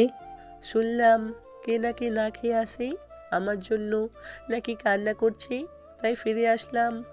আচ্ছা, আমার ভুল হয়েছে, মাফ করবেন, আবার চলে যাচ্ছি। আমি উঠতে চাইলে তুহি আমাকে বিছানায় ফেলে আমার বুকের উপর উঠে বসে বলতে লাগলো, আর একবার শুধু চলে যাবার কথা বল কুত্তা, একেবারে মেরে ফেলবো। খুব সাহস হয়েছে তাই না, আমাকে ছেড়ে চলে যেতে চাস? এটুকুতে এতটা রাগ হয়েছে? আর আমাকে যে এতদিন ইগনোর করেছিস, আমার বুঝে রাগ হয় না? আমি কিছু বলছি না, শুধু ওর দিকে এক দৃষ্টিতে তাকিয়ে আসি। হঠাৎ তুহি আমাকে জড়িয়ে ধরে কাঁদতে কাঁদতে বলতে লাগলো, তোমাকে ওই মেয়ের সাথে দেখে আমার খুব রাগ হতো, একদম তোমার পাশে সহ্য করতে পারতাম না। আর তোমার ইগনোরটা একদমই সহ্য করতে পারতাম না, তাই ওই মেয়ের মতো করে সেদিন সেজেছিলাম। তোমাকে ওইসব বলার কোনো ইচ্ছা আমার ছিল না, রাগের মাথায় বলে ফেলেছি। আমাকে মাফ করে দাও, আমি তোমাকে ছাড়া বাঁচতে পারবো না। তোমাকে যেদিন প্রথম দেখেছি ওই দিনই ভালোবেসে ফেলেছি। আমাকে ছেড়ে যেও না, আর গেলে আমাকে মেরে তারপর যাও। তুহির কথা শুনে ওকে শক্ত করে জড়িয়ে ধরলাম। হঠাৎ আঙ্কেল পেছন থেকে বললেন, হয়েছে হয়েছে, পরে রোমান্স করা যাবে, এখন খেতে আসো। আঙ্কেলের কথা শুনে আমি লজ্জায় পড়ে গেলাম। আমার বরের সাথে আমি রোমান্স করছি, তাতে কার কি? আমি তো আর বাহিরের কারোর সাথে রোমান্স করতে যাইনি। বিয়ে না হতেই বর? বাহ বাহ বাহ। আঙ্কেল, আমার কিছু কথা ছিল যা আজ পর্যন্ত আপনাদের কাছে গোপন করেছি। কি কথা? আঙ্কেল, আমার একটা ভয়ঙ্কর অতীত আছে যা আপনাদেরকে জানাতে চাই। আচ্ছা বলো। এরপর আঙ্কেল আর তুহিকে আমার সব অতীতের কথা বললাম, মিষ্টির সাথে ঘটে যাওয়া সব বললাম। এই জন্য আমি তোমাকে বেস্ট ফ্রেন্ড বানাতে চাই নাই। তুহি সব কথা শুনে যা বলল, আমি যেন আমার কানকে বিশ্বাস করতে পারছিলাম না। আমার সব অতীতের কথা খুলে বললাম, মিষ্টি আর আমার সব কথা বললাম। আমার কথা শুনে আঙ্কেল কিছু বলল না। দেখলাম অশ্রুসিক্ত নয়নে মাথা নিচু করে আসি। তারা কেউ কিছু বলছে না। তাদের নীরবতা দেখে তুহিকে উদ্দেশ্য করে বললাম, এই জন্য আমি তোমার সাথে বন্ধুত্ব করতে চাই নাই। আমার কথা শেষ করে আমি মাথা নিচু করে আসি। এতদিন এইসব বলো নাই কেন? লজ্জা আর ভয়ে। আপনারাও যদি খারাপ ভেবে তাড়িয়ে দেন। তাহলে আজ বললে কেন? আমি মাথা নিচু করে আসি, কিছু বলছি না। আমি কিছু বলছি না বলে তুহি যে কথা বলল তা শোনার জন্য আমি মোটেই প্রস্তুত ছিলাম না। আব্বু, আমি এক্ষুনি বিয়ে করব, তুমি কি রাজি আছো? আর তুমি রাজি না থাকলেও আমার কিছু করার নেই, আমি আজকেই ওকে বিয়ে করে নেব। আঙ্কেল যেন কথা বলার ভাষা হারিয়ে ফেলেছে। কি বলছিস এসব? তুই পাগল হয়ে গেছিস নাকি? আমি মাথা নিচু করে রইলাম। যা ভেবেছিলাম তাই। আঙ্কেলও হয়তো ভুল বুঝলো। কি বলছো আব্বু? তুমিও ওদের মতো ভুল বুঝছো। তুমি জানো না ও কেমন। যাই হোক, ও যেরকমই হোক না কেন, ও শুধু আমার, আর কারো না। আর এখন তুমিও যদি ওকে মেনে না নাও, তাতে আমার কিচ্ছু করার নেই। ওর হাত ধরে আমি গাছতলাতে থাকতেও রাজি আছি। ওকে ছাড়া আমি একেবারে শূন্য। আপনি চুপ করেন, এইসব কথা একদম বলবেন না। উনি আপনার পিতা, উনি আপনার ভালো মন্দ খুব ভালো করে জানেন। কোথায় গেলে আপনার উপকার হবে আর কোথায় গেলে আপনার ক্ষতি হবে তা ওনার চেয়ে ভালো কেউ জানেন না। আর মাতা পিতা কখনো সন্তানের খারাপ চায় না। এই সব কিছু আমার জন্য হচ্ছে। আমার ফিরে আসা ঠিক হয়নি, আমি আবার চলে যাচ্ছি। আমাকে মাফ করবেন। আর কাউকে ছাড়া কারো জীবন কখনো থেমে থাকে না। আর একবার শুধু যাওয়ার কথা বলো, মেরে পা ভেঙে দেব। কি বললে? কারো অনুপস্থিতিতে কারো জীবন থেমে থাকে না? হ্যাঁ, আমারও থাকবে না হয়তো, কিন্তু জিন্দা লাশ হয়ে বেঁচে থাকবো। তুমি কি তাই চাও? নিশ্চয়ই চাও না? তুমি যেখানে থাকবে আমিও সেখানেই থাকবো। পৃথিবীর সব মানুষ খারাপ বললেও তুমি আমার কাছে সবার চেয়ে শ্রেয়। যে তোমাকে ভুল বোঝে তার কাছে থাকার কোনো প্রশ্নই ওঠে না। তোমার জন্য তোমার জন্য আমি হাজার জনকে ত্যাগ করতে পারি, এমনকি নিজের বাবা। আর একটাও বাজে কথা বলো না। তোমাদের কথা শেষ হয়ে থাকলে আমি কি কিছু বলতে পারি? আমরা কিছু বলছি না, মাথা নিচু করে আসি। তুহি আমার চর খেয়ে মাথা নিচু করে চোখের পানি ফেলছে। আঙ্কেল কমন কণ্ঠে বলতে লাগলেন, তোমরা কি আমাকে এতটাই খারাপ মনে করো? আমি কি খুব খারাপ? আমার মধ্যে কি মায়া মমতা ভালোবাসা বলতে কিছুই নেই? আমি কি একবারও বলেছি যে তোমাদের মেনে নিব না কিংবা আশিককে ভুল বুঝছি? আচ্ছা, নিজের সন্তানকে কি আমি ভুল বুঝবো? আমি কি এতটাই খারাপ? আজ আমার নিজের মেয়ের কথা শুনে মনে হচ্ছে আমি পিতা হিসাবে ব্যর্থ। এতদিন ধরে তোকে মানুষ করছি, তোর মুখের দিকে তাকিয়ে আজ অবধি দ্বিতীয় বিয়ে করিনি। এমন কোনো জিনিস আছে কি যেটা তুই চেয়েছিস আর আমি দিইনি? তবুও আজ ছেড়ে যাওয়ার কথা বললি? একবারও তোর এই বুড়ো বাপটার কথা ভাবলি না? সত্যি বলছি, আজ আমার মরে যাওয়ার ইচ্ছে করছে জানিস? তুহি দৌড়ে গিয়ে আঙ্কেলের পা জড়িয়ে ধরে বলতে লাগলো, আমাকে মাফ করে দাও আব্বু। আমি অনেক বড় ভুল করে ফেলেছি। আমি ওইভাবে বলতে চাইনি আব্বু। ওকে অনেক ভালোবাসি আব্বু। ভেবেছিলাম তুমিও হয়তো ওকে ভুল বুঝে আমার জীবন থেকে তাড়িয়ে দেবে, তাই ভয়ে আর একে বলে ফেলেছি আব্বু। তুমি আমাকে মাফ করে দাও। আমি কথা দিচ্ছি আর জীবনে এসব কথা বলবো না। এই বলে তুহি কাঁদতে লাগলো। আমিও আঙ্কেলের কাছে গিয়ে বললাম, আঙ্কেল, ও না বুঝে ভুল করে ফেলেছে, প্লিজ দয়া করে ওকে মাফ করে দিন। আপনি তো জানেন ও আপনাকে কতটা ভালোবাসে। প্লিজ আঙ্কেল, রাগ করে থাকবেন না, প্লিজ।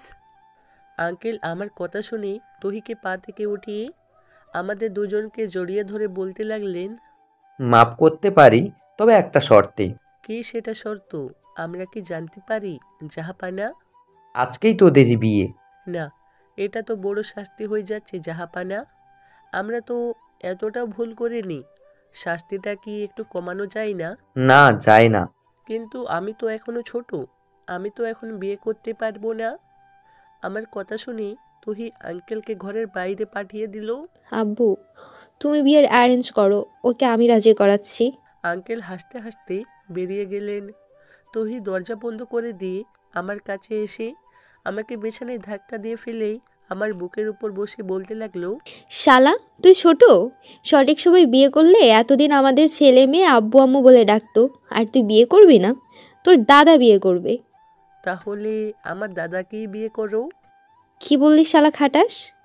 তুহি শোনো, আমি আমার মা, বোন আর প্রাণের বন্ধু ছাড়া বিয়ে করতে পারবো না।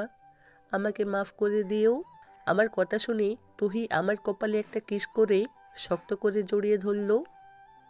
কিছুক্ষণ পর বলল, শুধু এনগেজড করে তোমাকে নিজের করে রাখি। তোমাকে হারানোর ভয় সবসময় আমাকে তাড়া করে বেড়ায়। আমি আর কিছুই বললাম না। রাতে আমাদের এঙ্গেজড হইল। এখন আমরা খাতা কলমে স্বামী স্ত্রী। সবশেষে তুহি আমার রুমে এসে আমাকে জোর করে জড়িয়ে ধরে গোটা মুখে ভালোবাসার পরশেকে দিয়ে আমাকে শক্ত করে জড়িয়ে ধরে থাকলো। আমিও বাধা দিলাম না আজকে। কিছুক্ষণ পর, তোমার রুমে যাবে না? আজকে একটু থাকি প্লিজ। আমি আর না করলাম না। আমার বুকে মাথা দিয়ে সারা রাত থাকলো।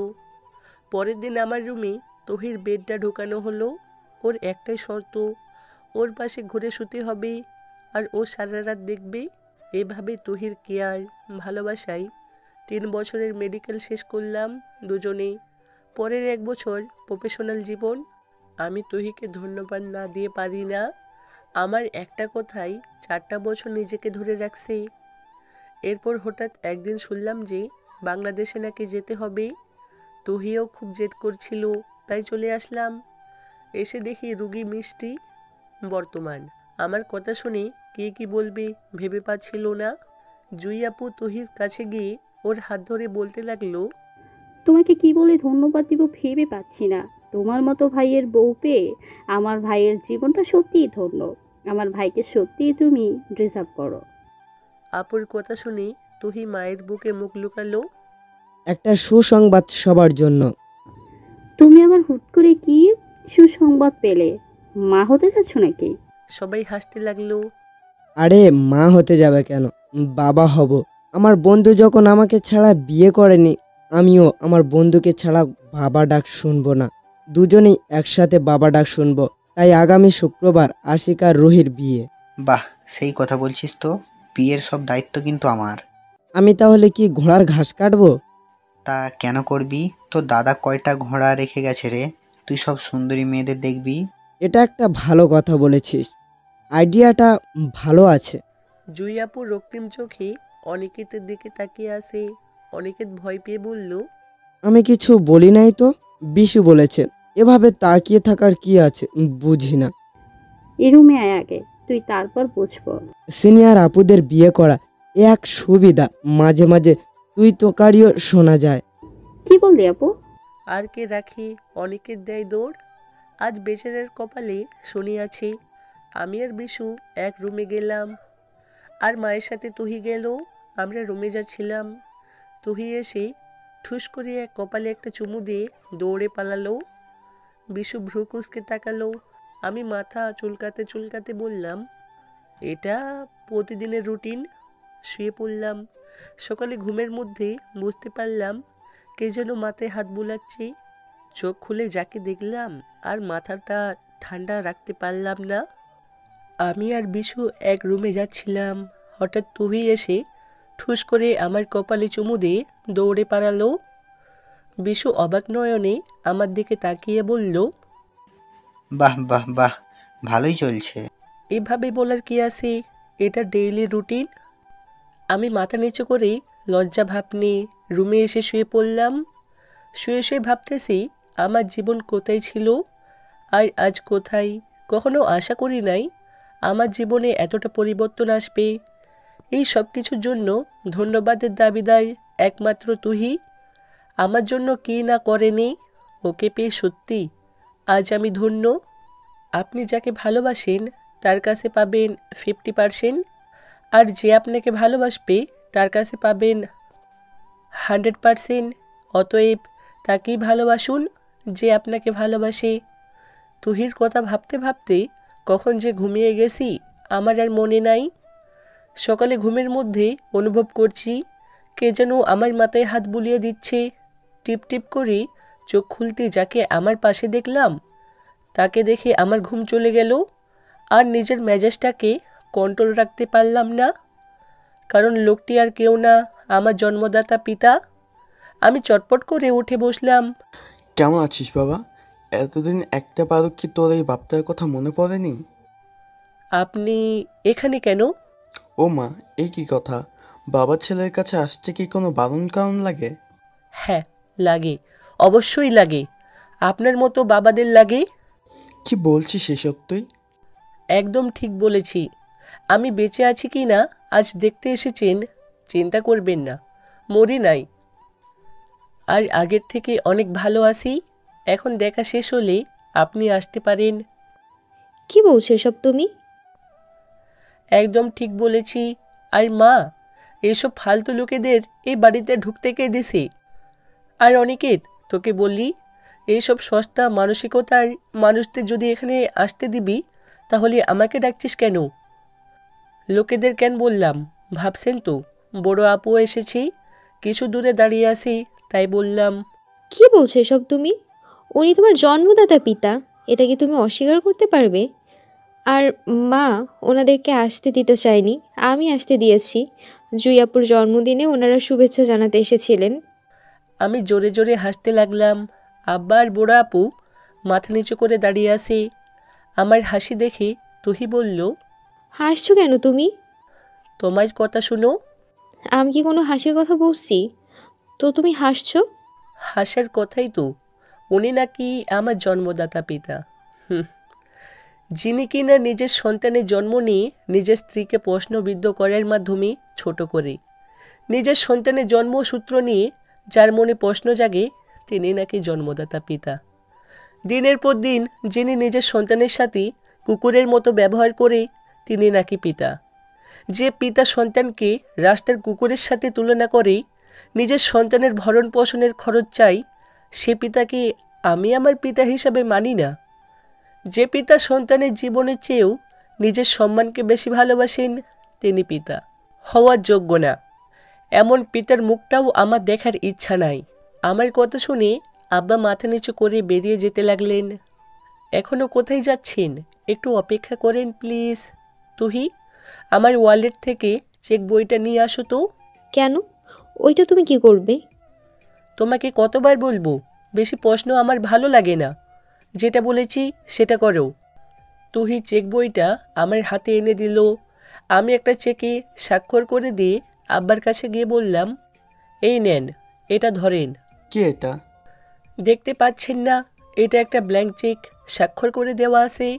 আপনার ইচ্ছা মতো অ্যামাউন্ট বসিয়ে নেন। এই বলে আব্বার দিকে চেকটা এগিয়ে দিলাম। কি হচ্ছে এসব? ব্ল্যাঙ্ক চেক বাবাকে দিচ্ছ কেন? তুমি এসব বুঝবে না। কেউ একজন আমার ভরণ পোষণের টাকা চেয়েছিল, তাই আজ তার পরিশোধ দিলাম। তুমি কিন্তু এটা ঠিক করছো না। এমন বাবার সাথে এমন করাটাই ঠিক। আর তুমি আমাকে জ্ঞান দিতে আসবে না। আমার কথা শুনে তুই চোখ নামিয়ে নিল। আমার জন্য তোমাদের ঝগড়া করতে হবে না। আমি চাই না আমার জন্য তোদের জীবনে অশান্তি নেমে আসুক। আমি চলে যাচ্ছি, তোমরা সুখে থেকো। আব্বা বাইরে চলে গেল। বুঝলাম অনেক কষ্ট পেয়েছি। কি করব বলেন? আগের কথাগুলো মনে করে সে পুরনো ক্ষতটা যে আবার নতুন করে জেগে ওঠে। বড় আপু, মন ভাইয়া আর জান্নাত ঘরের এক কোণে দাঁড়িয়ে আছে। আমি আপুকে উদ্দেশ্য করে বললাম, কি হলো, আপনাকে কি নতুন করে বলতে হবে? আপু করুণ চোখে আমার দিকে তাকালো। আমি হাসতে হাসতে বললাম, ও বুঝেছি, আপনার বাবা আমার সাথে এত ভালো ব্যবহার করার জন্য ফাঁকা চেক পেল। আপনি না পেয়ে মন খারাপ করেছেন, তাই তো? আচ্ছা, আপনাকেও দিচ্ছি। এই বলে একটা ফাঁকা চেকে স্বাক্ষর করে আপুর দিকে এগিয়ে দিয়ে বলতে লাগলাম, এই নেন আপনার উপহার, এবার আসতে পারেন। এই কথা বলতেই আপু দৌড়ে আমার কাছে এসে পায়ে পড়ে বলতে লাগলো, আমাকে মাফ করে দে ভাই। এই কি করছেন? পা ছাড়েন। না, ছাড়বো না। যতক্ষণ মাফ করবি না ততক্ষণ ছাড়বো না। আমি না বুঝে তোকে অনেক কষ্ট দিয়ে ফেলেছি ভাই, জানিস? তার জন্য অনেক উপহারও পাইছি। শ্বশুরবাড়িতে সব সময় অবহেলা ছাড়া কিছু পাই নাই। বিয়ের আজ 4 বছর, তবুও নিজের স্বামীর কাছে স্ত্রীর অধিকার পাই নাই। তুই মাফ না করলে হয়তো সারা জীবনও স্ত্রীর অধিকার পাবো না। এই বলে আমার পা ধরে কাঁদতে লাগলো। সবাইকে মাফ করে দিছি, কারো প্রতি আমার রাগ নেই। আর রাগ অভিমান নিজের মানুষের উপর করা যায়? আমি তো কোনোদিন আপনাদের নিজের মানুষ ছিলাম না। এখন আপনি আসতে পারেন। আচ্ছা, শেষ একটা কথা বলি, আমি যদি আপনার সাথে ওই রকম ব্যবহার করতাম, তাহলে আপনি কি আমাকে মাফ করতেন? আপু আমার কথা শুনে উঠে দৌড়ে বেরিয়ে গেল। আমি জান্নাতের কাছে গিয়ে বললাম, কি হয়েছে আপিটার? আমার উপর রেগে আছে? আমাকে ছেড়ে কি চলে যাবে? আমি তোমার মতো নাকি যে ছেড়ে যাব? কখনো ছেড়ে যাব না। আর ছেড়ে যেতে চাইলে ঘাড় মটকাবো। আজ থেকে আমি এখানেই থাকবো। তো এখানে কি আমার জন্য থাকবে নাকি অন্য কারোর জন্য? দূর ভাইয়া, আপনিও না। এই বলে জান্নাত পালিয়ে গেল। মন ভাইয়া অপরাধীর মতো চলে যেতে লাগলো। আমি মন ভাইয়ার হাত ধরে বললাম, কোথায় যাচ্ছেন আপনি? আপনার কাছে আমি কখনো এটা আশা করি নাই। আমার বোন কি এমন ভুল করেছে যে এত কষ্ট দিয়েছেন? আমার বোনের চোখ দিয়ে যেন আর এক ফোঁটা পানি না পড়ে। যদি পড়ে তো যেই হোক, কাউকে ছেড়ে কথা বলবো না। মন ভাইয়া আমাকে জড়িয়ে ধরে বলল, আমাকে মাফ করে দাও ভাই, সত্যি অনেক কষ্ট দিয়ে ফেলেছি, জানো অনেক কষ্ট পাইছে শুধু তোমার কথা ভেবে। সব সময় কাঁদতো, পারলে মাফ করে দিও। মামা ডাক না শোনা পর্যন্ত মাফ করছি না কিন্তু। আমার কথা শুনে মন ভাইয়া লজ্জা পেয়ে চলে গেল। মা আর তুহি সেই তখন থেকে ঠাই দাঁড়িয়ে আসি। বাবার সাথে এই ব্যবহারটা কি তুমি ঠিক করলে? মায়ের কাছে গেলাম, হাত ধরে বললাম, মা আমি অনেক খারাপ, তাই না? তুমি তো জানো তোমার ছেলে এরকম ছিল না। জানো মা, আমারও ইচ্ছা করে বাবার কোলে মাথা রেখে মায়ের হাতে খাবার খাই। 3 ভাই বোন মিলে অনেক মজা করি। আগের সব কিছু ভুলে আবার আগের মতো হয়ে যাই, কিন্তু পারি না মা। সত্যি বলছি, অনেক চেষ্টা করি কিন্তু পারি না। সেই আগের পুরনো ঘাটা নতুন করে জেগে উঠি। আজ আমি আমার পিতার সাথে আমি অনেক খারাপ ব্যবহার করেছি মা, আমাকে তুমি মাফ করে দিও। আমি তোমাদের ভালো সন্তান হতে পারলাম না মা, তুমি আমাকে ভুল বোঝো না প্লিজ। এইসব বলে মাকে জড়িয়ে ধরে কাঁদতে লাগলাম। তুই মাপ চাচ্ছিস কেন? যে যেরকম করেছে তার জবাবটা তুই দিয়েছিস, আর আমার বাবু আমার কাছে সবার সেরা। তুই চিন্তা করিস না, ফ্রেশ হয়ে নিচে আয়। এই বলে মা চলে গেল। তুহিও মাথা নিচু করে চলে গেল। তুহিও আমাকে ভুল বুঝলো, খুব কান্না পাচ্ছে। তাই বিছানায় শুয়ে বালিশে মুখ গুজে কাঁদতে লাগলাম। হঠাৎ কারো হাতে ছোঁয়া পেয়ে মাথা ওঠাতেই দেখলাম তুহি আমার পাশে বসে আছে। আমার মাথা কোলে নিয়ে বলতে লাগলো, আমাকে মাফ করো তোমার সাথে তর্ক করার জন্য, কিন্তু তুমি একটা কথা চিন্তা করে দেখো, সব ভরণ পোষণের টাকা তো দিলে তোমাকে যে জন্ম দিয়েছে তার মূল্য দিতে পারবে? ওর কথা শুনে আমি কোনো কথা বলছি না। কি হলো, কিছু বলছো না যে? আমার উপরে কি রাগ করছো? এই বলে আমার কপালে ভালোবাসার পরশ এঁকে দিল। একটু পর অনিকেত এসে বলল, তোমাদের রোমান্স করা শেষ হলে খেতে আসো। তুহি লজ্জা পেয়ে উঠে চলে গেল। শালা সবসময় বইয়ের আদর খাওয়ার ধান্দা, লুচ্চা শালা। এই তোর কোথায় ফাটছে রে? আই সেলাই করে দিই। হয়েছে ভাই, তোর কাছে মাপ চাই, এখন ফ্রেশ হয়ে নে। আমি ফ্রেশ হয়ে আগে মিষ্টির খবর নিলাম, এখন নাকি ভালো আসি। হাসপাতালে যেতে চাইলাম, কিন্তু আর যার মন নাই। সবাই মিলে নাস্তা করে নিলাম। বিকেলে সবাই বসে আড্ডা দিচ্ছি। এমন সময় অনিকেতের একজন ফোন দিয়ে যা বলল, তার জন্য আমি মোটেই প্রস্তুত ছিলাম না। নিজের কানকে বিশ্বাস করতে পারছিলাম না। আমি মায়ের পা ধরে বলতে লাগলাম, এইসব আমার জন্য হয়েছে, তুমি আমাকে মাফ করে দাও মা। মা যেন বাকশক্তিহীন হয়ে গেছি। সবাই মিলে আড্ডা দিচ্ছিলাম, হঠাৎ অনিকেতের ফোন বেজে উঠল। ফোন রিসিভ করতেই ওপাশ থেকে একজন লোক কাঁদতে কাঁদতে বলে উঠলেন, আমি জয় দিদিমণিদের বাসার কাজের লোক। হ্যাঁ তো কাঁদছেন কেন? সাহেব, বড় সাহেব দুপুরের দিকে বাসায় ফিরে কোনো কিছু না বলে ঘরে ঢুকে বিছানায় শুয়ে পড়ে। কেমন যেন লাগছিল বড় সাহেবকে। জিজ্ঞাসা করলে তিনি একা থাকতে দিতে বলেন, একটু আগে নাস্তা করার জন্য ডাকতে গেলে। এই বলে জোরে জোরে কাঁদতে লাগলেন। ডাকতে গেলেন মানে? কি দেখেছেন খুলে বলেন। বড় সাহেব মেঝেতে পড়ে আছে, কোনো কথা বলছে না। আমরা ওনাকে হসপিটালে নিয়ে যাচ্ছি, আপনারা তাড়াতাড়ি আসুন।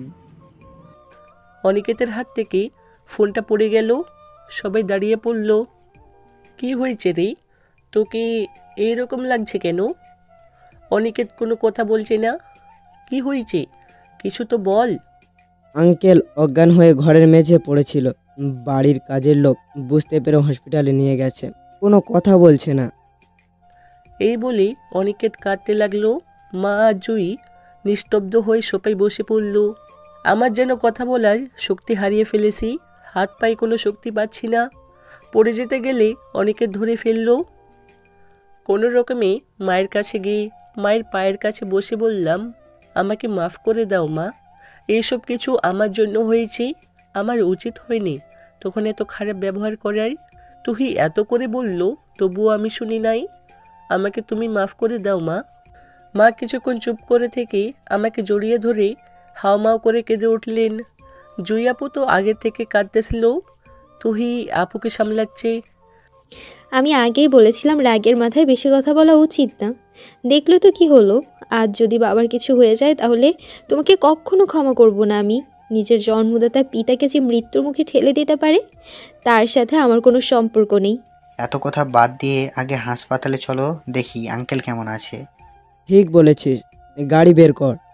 এরপর গাড়ি নিয়ে চলে গেলাম হসপিটালে।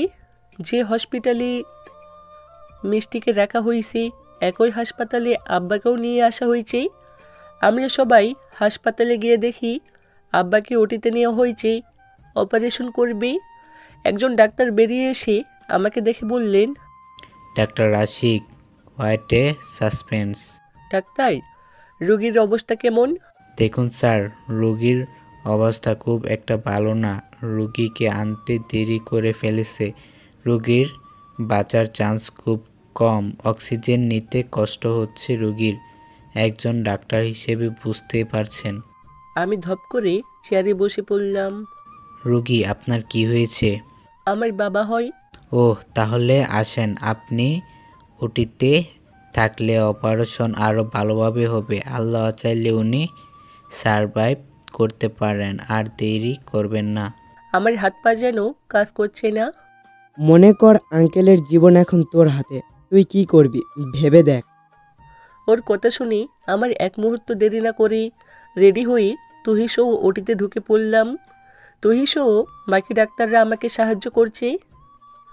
দীর্ঘ 1 ঘন্টা 40 মিনিট পর অপারেশন সাকসেস হলো। অপারেশন শেষে যেন আমার মাথা ঘুরতে লাগলো। হঠাৎ পড়ে গেলাম। এরপর কি ঘটেছে আমার মনে নাই। যখন জ্ঞান ফিরল, দেখলাম অনিকেত এক পাশে দাঁড়িয়ে আছে আর তুহি আমার একটা হাত ধরে বসে আছে। আমি ওর হাত থেকে নিজের হাতটা ছাড়িয়ে নিতে বলে উঠল, এখন কেমন লাগছে তোমার? ঠিক আছো তো তুমি? আমি ওর কথা এড়িয়ে অনিকেতকে বললাম, আব্বা এখন কেমন আছে? আলহামদুলিল্লাহ, এখন ভালো আছে। ডাক্তাররা কাউকে এখন দেখা করতে দেয়নি। তুই ঠিক আছিস তো? ভালো আছি। আমাকে একটু ধরে নিয়ে যাবি? আচ্ছা চল। আমি নিয়ে যাই। থাক, কাউকে দরদ দেখাতে হবে না। অনিকেত, তুই কি নিয়ে যাবি? তুই করুণ চোখে আমার দিকে তাকিয়ে আছে। অনিকেত বাধ্য হয়ে আমাকে ধরে নিয়ে গেল আব্বার কেবিনে। কেবিনে ঢুকে দেখি আব্বার জ্ঞান ফিরেছে। ডাক্তাররা চেক করছেন। আমি, মা আর জুই আপুকে ঢোকার পারমিশন দিলাম। বড় আপু আর মন ভাইয়াও বাইরে বসে আছে দেখলাম। একটু পর বড় আপুকে ডেকে পাঠালাম নার্সদের দ্বারাই। মা গিয়ে আব্বার কাছে বসে একটা হাত ধরলো, ধরে কাঁদতে লাগলো। জুই আপু কাঁদতে লাগলো আর বড় আপু এক কোণে দাঁড়িয়ে চোখের পানি ফেলছে। তুমি তো বলেছিলে আমি তোমার কাছে মৃত, আমার কাছে থাকতে তোমার ঘৃণা হয়, তাহলে আজ কেন আসছো? আমার মৃত্যু লাশটাকে দেখতে এসেছো, তাই না? এই কথা বলতেই মা আর জুই আপু আব্বার গলা জড়িয়ে ধরে কাঁদতে লাগলো। এই কি করছেন? রুগীকে প্রেশার দিবেন না। রুগী তো বাচ্চারই কথা ছিল না। ভাগ্যিস ডাক্তার আশিক ছিল, না হলে আমাদের পক্ষে সম্ভব ছিল না রুগীর অপারেশন করানো। আব্বা কিছুক্ষণ পর আমার দিকে তাকিয়ে থেকে বললেন, আমি তো পৃথিবীর সবচেয়ে খারাপ বাবা। তোর সাথে অনেক খারাপ ব্যবহার করেছি, কষ্ট দিয়েছি, মেরেছি, তাহলে আমাকে বাঁচালি কেন? আরও কষ্ট দিয়ে মারার জন্য? সরি, ভুলে তুমি করে বলে ফেলেছি। আব্বার এই কথাগুলো আর সহ্য করতে পারছিলাম না, তাই কেবিন থেকে বেরিয়ে দেওয়ালে মাথা দিয়ে কাঁদতেছিলাম। হঠাৎ কে যেন পেছন থেকে জড়িয়ে ধরে কাঁদতে লাগলো। বুঝতে পারছিলাম না কে, তাই দেখার জন্য পেছনে ফিরে তাকাতে যাকে দেখলাম তার জন্য মোটেও প্রস্তুত ছিলাম না। হ্যাঁ, মিষ্টি আমাকে জড়িয়ে ধরে কাঁদছে। শুধু কাঁদছে বললে ভুল হবে, পাগলের মতো করছে। আমি কি করব ভেবে পাচ্ছিলাম না, তাই ওকে নিজের থেকে ছাড়িয়ে বললাম, এই কে আপনি? আর একজন অপরিচিত কাউকে জড়িয়ে ধরতে আপনার লজ্জা করছে না? আমাকে মাফ করে দে প্লিজ, আমি না বুঝে তোকে কষ্ট দিচ্ছি। এই কে আপনি বলেন তো, আর মাফ চাচ্ছেন কেন? হ্যাঁ, আমাকে চিনতে পারছিস না? আমি তোর মিষ্টি। আমি হা হা করে হেসে দিলাম। হাসছিস কেন তুই? আপনার কথা শুনে আমার নাকি মিষ্টি? আপনি যেই আশিককে চিনতেন সে আশিক অনেক আগেই মারা গেছে। আপনারা সেই আশিককে মেরে ফেলেছেন নিজ হাতে।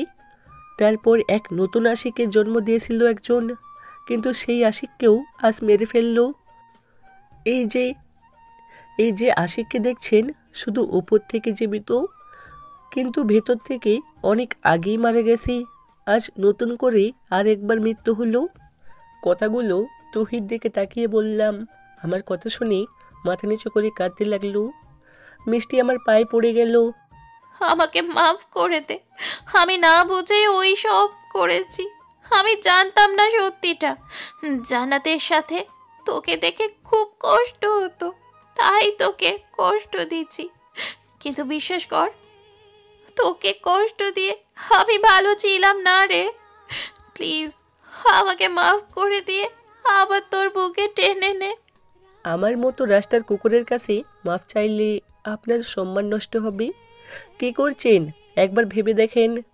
একটা চরিত্রহীনের কাছে মাপ চাওয়া কি ভালো দেখায়? আর কি বললেন, এই বুকে ফিরে আসবেন? এই বুকে আর কোনো ভালোবাসা নাই, আছে শুধু কষ্ট। কষ্ট পেতে পেতে এই বুকটা এখন পাথর হয়ে গেছে। তাই আমার চেয়ে ভালো কাউকে খুঁজে নেন। আমি যদি ওই পাথরের মাঝেই আবার ভালোবাসার ফুল ফোটানোর চেষ্টা করি? তার কখনোই সম্ভব না। এই বলে আমি টলতে টলতে হাসপাতাল থেকে বাহির হয়ে অনিকেতের বাসায় আসলাম। তুহিও আমার পিছু পিছু চলে আসলো। আর মিষ্টি ওই জায়গায় বসে কাঁদতে কাঁদতে বলতে লাগলো, আমি তোমাকে নিজের করে নিবই, এতে যা করার তাই করব। বাসায় এসে আমি শুয়ে পড়লাম। আর তুহি অপরাধীর মতো আমার মাথার কাছে মাথা নিচু করে দাঁড়িয়ে আছে। আমি চোখ বন্ধ করে আছি, কোনো কথা বলছি না। তুহি বলে উঠল, মাথায় যন্ত্রণা হচ্ছে, টিপে দেবো? না, লাগবে না, আমি ঠিক আছি, এত দরদ দেখাতে হবে না। এভাবে বলছো কেন? তো কিভাবে বলবো? আমার মতো খারাপ ছেলের সাথে কারো সম্পর্ক থাকতে পারে না, তাই একাই বাঁচতে শিখতে হবে। কাজের লোকের দ্বারা খাবার পাঠিয়ে দিয়েন, আর বৃহস্পতিবার রেডি থাকেন। কেন? আপনার আব্বুর কাছে রেখে আসবো। এই কথা বলতে তুহি আমাকে জড়িয়ে ধরে কাঁদতে কাঁদতে বলতে লাগলো, বিকালে বাবার ওই খবর শুনে নিজেকে সামলাতে পারিনি, রাগের মাথায় কি না কি বলে ফেলেছি। তুমি আমাকে ছেড়ে যেও না, আমি মরে যাব। এর চেয়ে আমাকে নিজের হাতে মেরে ফেলো। এই বলে কাঁদতে লাগলো। আমি ওকে ছাড়িয়ে ওয়াশরুমে গেলাম। সেখানে অনেকক্ষণ কাঁদলাম। আমার সাথে কেন এইরকম হয়? বেরিয়ে দেখলাম তুহি কাঁদতে কাঁদতে ঘুমিয়ে পড়েছে। সোমবারে আব্বাকে বাসায় নিয়ে আসা হলো। আমি এখন বাসায় সবাই আসি, কিন্তু আমি আব্বার সাথে কথা বলি না। দেখলে মাথা নিচু করে চলে যাই। এই 2 দিনে তুহিও অনেক চোখের পানি ফেলেছে, মিষ্টিও অনেক মাফ চেয়েছে, কিন্তু আমি কিছু বলি নাই। বিকেলবেলা বিশু, অনিকেত আর মিষ্টি এসেছে। মিষ্টি আমাকে ডেকে বলল, তোর সাথে কিছু কথা ছিল, শেষবারের মতো একটু শুনবি প্লিজ? আমি না করতে পারলাম না। ও আগে রুমে গেল, পরে আমি গেলাম। এরপর যা ও হঠাৎ দরজা লাগিয়ে দিয়ে যা করলো আমি ভাবতে পারি নাই। রুমে ঢুকতেই মিষ্টি দরজা আটকিয়ে দিয়ে আমাকে বিছানায় ফেলে দিয়ে আমাকে জড়িয়ে ধরলো। উঠতে চেষ্টা করছি কিন্তু পারছি না। এই মিষ্টি, কি করছো? ছাড়ো বলছি। অনেক দিন পর তোকে পেয়েছি, আজ আর ছাড়ছি না। ভালো হবে না কিন্তু। আজকে কি হবে? আজকে তুই আর আমি, আর কেউ আমাদের মাঝে থাকবে না। আমি কোনো রকমে উঠি ওকে ছাড়িয়ে করে ইচ্ছা মতো চোর মারতে লাগলাম। কি পেয়েছো তোমরা আমাকে? হাতের পুতুল, যে যখন পারবে আমার সাথে ভালোবাসার অভিনয় করে চলে যাবে। আমাকে কি মানুষ বলে মনে হয় না তোমাদের? মিষ্টি আমার পায়ে পড়ে কাঁদতে কাঁদতে বলতে লাগলো, আমাকে মাফ করে দাও প্লিজ, ভুল বুঝে তোমাকে কষ্ট দিয়েছি। প্লিজ সব কিছু ভুলে আবার নতুন করে শুরু করি, চলো না। কথা দিচ্ছি কোনো দিন কষ্ট দিব না, একবার শুধু আপন করে নাও। তাই কখনো সম্ভব না। আমি এখন অন্য একজনকে ভালোবাসি, তাই তুমি আমাকে ভুলে যাও। তোকে আপন করে নেওয়ার কোনোভাবেই সম্ভব না। আমি একজনকে নিজের থেকেও বেশি ভালোবাসি। কে সে? কেন? তুই জেনে কি করবি? জানতে হবে না সেই ভাগ্যবান মেয়েটাকে? তুহি, অনেক ভালোবাসি পাগলিটাকে। আচ্ছা, অভিনন্দন। আর তোর জীবনে আসবো না রে, আর আজকের জন্য খুব সরি। আমি কোনো কথা না বলে চলে যেতে লাগলাম। মিষ্টি সেখানেই বসে পড়ল। দরজা খুলেই দেখি আরেক বিপদ। তুহি দরজায় দাঁড়িয়ে আছে। আমার শার্টের কিছু বোতাম খোলা, আর চর মারার কারণে মিষ্টি চুলগুলা এলোমেলো হয়ে আছে। সাথে ওর বুকের ওড়না নেই, আবার মেঝেতে বসে কান্না করছে। এইসব দেখে তুহি হাততালি দিয়ে বলতে লাগলো, বাহ বাহ বাহ, কত সুন্দর সিন চলতেছে তাই না? খুব এনজয় করছো তাই না? আমি বেঠিক সময় এসে আপনাদের মনে হয় অনেক ডিস্টার্ব করলাম। আচ্ছা, আপনারা এনজয় করেন। কি বলছো তুমি এসব? তুমি ভুল ভাবছো। এই বলে ওর হাত ধরতে গেলে ও এক ঝাটকায় হাত সরিয়ে নিয়ে চেঁচিয়ে বলে উঠল, আমাকে স্পর্শ করবেন না। আমি করুণ চোখে ওর দিকে তাকালাম। ইতিমধ্যে অনিকেত, বিশু আর জুইয়াপু এসে পড়েছে। এই জন্য আপনি আমাকে লন্ডনে পাঠিয়ে দিতে চাইছিলেন তাই না, যাতে আপনি এখানে এনজয় করতে পারেন, তাই তো? তুমি আমাকে ভুল ভাবছো তুহি। Just shut up. আপনার ওই নোংরা মুখে আমার নাম নেবেন না। আপনার নোংরা মুখে আমার নাম শুনতে আবার ঘৃণা লাগছে। আপনার মতো চরিত্রহীন ছেলে আমি জীবনও দেখি নাই। সবার কথা বাদ দিয়ে আপনার কথা বিশ্বাস করেছিলাম, কিন্তু হয়তো তা আমার সবচেয়ে একটা খারাপ সিদ্ধান্ত ছিল। তোর মতো রাস্তার কিটের জন্য আমি আমার বাবাকে কষ্ট দিয়েছি, কিন্তু তার পরিণামে খুব সুন্দর একটা উপহার দিলি। আসলে কথা আছে না, কুকুরের লেজ কখনো সোজা হয় না। তুই সেরকম একটা কুত্তা। তোর মুখটা দেখতেও বমি পাচ্ছে আজকে। আমি কিছুক্ষণ চুপ থেকে বললাম, আজ বেস্ট ফ্রেন্ড হয়ে খুব ভালো একটা উপহার দিলি রে মিষ্টি। আমার গোছানো ভালোবাসাটাকে এক মুহূর্তে তছনছ করে দিলি। আর মাপ চাচ্ছিলিস না? আজকের পর আর জীবনেও কোনোদিন মাফ করব না। আর মিস তুহি মাফ করবেন। আমার মতো একটা চরিত্রহীনের কথা বিশ্বাস করার জন্য পারলে মাফ করবেন। তবে বুকে হাত দিয়ে বলতে পারি, আপনাকে হৃদয় থেকে ভালোবেসেছি। আর জীবনে কোনো দিন আপনাকে আমার মুখ দেখানোর চেষ্টা করব। সবাই ভালো থাকবেন, আর পারলে মাফ করবেন। আমি কাউকে কিছু না বলে বাসা থেকে বেরিয়ে আসলাম। আপনি যে কাজটা করলেন ঠিক করলেন কি? তুহি রেগে বলে উঠল, এই মেয়ে, তোমার কাছে কি ঠিক বেঠিক শিখতে হবে এখন? আর চরিত্রহীন বন্ধুর সাফাই গাইতে এসেছো? এই যে মিস, আপনি না জেনে আশিকে চরিত্রহীন বলতে পারেন না। তো কি বলবো? হ্যাঁ, কি আর বলবেন জানেন, আজ আমি আশিককে রুমে ডেকেছিলাম, ভালোবাসার প্রস্তাব দিয়েছিলাম, কিন্তু একা এক ঘরে পেয়েও আমার শরীর হাত পর্যন্ত লাগায়নি। শুধু একটা কথাই বলেছে, ও তুহিকে ভালোবাসে আর কাউকে ও বুকের জায়গা দিতে পারবে না। আর আপনি তাকেই হাত চরিত্রহীন রাস্তার কুকুর বানিয়ে দিলেন। মিষ্টির কথা শুনে তুহি ধপ করে বসে পড়ল। সত্যি আজ তুমি যা করেছে, একজন তোমার ভাই হিসেবে বলছে, তুমি ঠিক করো নাই। আমার ভাইটা এমনিতেই অনেক কষ্ট পেয়েছে, অনেক অপমানিত হয়েছে। আজকেও কি এতটা অপমান ওর প্রাপ্য ছিল? আজকে তুমি একটু বেশি করে ফেলছো। তুহি দৌড়ে গিয়ে জুইয়াপুকে জড়িয়ে ধরে কাঁদতে কাঁদতে বলতে লাগলো, আমি না বুঝে ভুল করে ফেলেছি, আমাকে মাফ করে দেন আপু। আমি ওকে ওইসব বলতে চাইনি, রাগের মাথায় বলে ফেলেছি। অনিকেত ভাইয়া, ওকে ফেরান প্লিজ। আমি ওকে ছাড়া বাঁচবো না। ওকে ফেরান প্লিজ, ও আপনাকে না করতে পারবে না। অনিকেত আর বিশু আমাকে খুঁজতে বেরিয়ে পড়ল, কিন্তু কোথাও পেল না। অবশেষে হতাশ হয়ে বাসায় ফিরল। তুহি ওদের সামনে দৌড়ে গিয়ে বলতে লাগলো, ও কোথায় ভাইয়া? প্লিজ বলেন ও কোথায়? ওকে আপনারা কোথায় রেখে এসেছেন? ওকে আমরা খুঁজে পাই নাই। না, এ হতে পারে না। ও আমার উপর অভিমান করে লুকিয়ে আছে। আমি ওকে খুঁজতে যাব, কাউকে লাগবে না আমার। এই বলে তুহি বেরিয়ে যেতে চাইলে হঠাৎ মাথা ঘুরে পড়ে যায়। জুইয়াপু ওকে সামলিয়ে নেয়। রাতে ওর জ্ঞান ফিরে আবার কাঁদতে থাকে, কিন্তু আমার কোনো খোঁজ খবর নাই। এইভাবে 3 দিন চলে গেল। এতদিনে মা আব্বা সবাই জেনে গেছে। মা, জুই, তুহি অনেক কান্না করছে।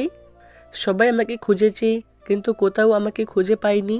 সবাই আমাকে সব জায়গায় খুঁজেছে, কিন্তু কোনো খবর পাচ্ছে না। অন্যদিকে আমি একটা অনাথ আশ্রমে এসে 3টা দিন কাটিয়ে দিলাম। অনেক কেঁদেছি, কিন্তু যখনই ওই অনাথ বাচ্চাদের দিকে তাকাই তখন আর সেই কষ্টটা থাকে না।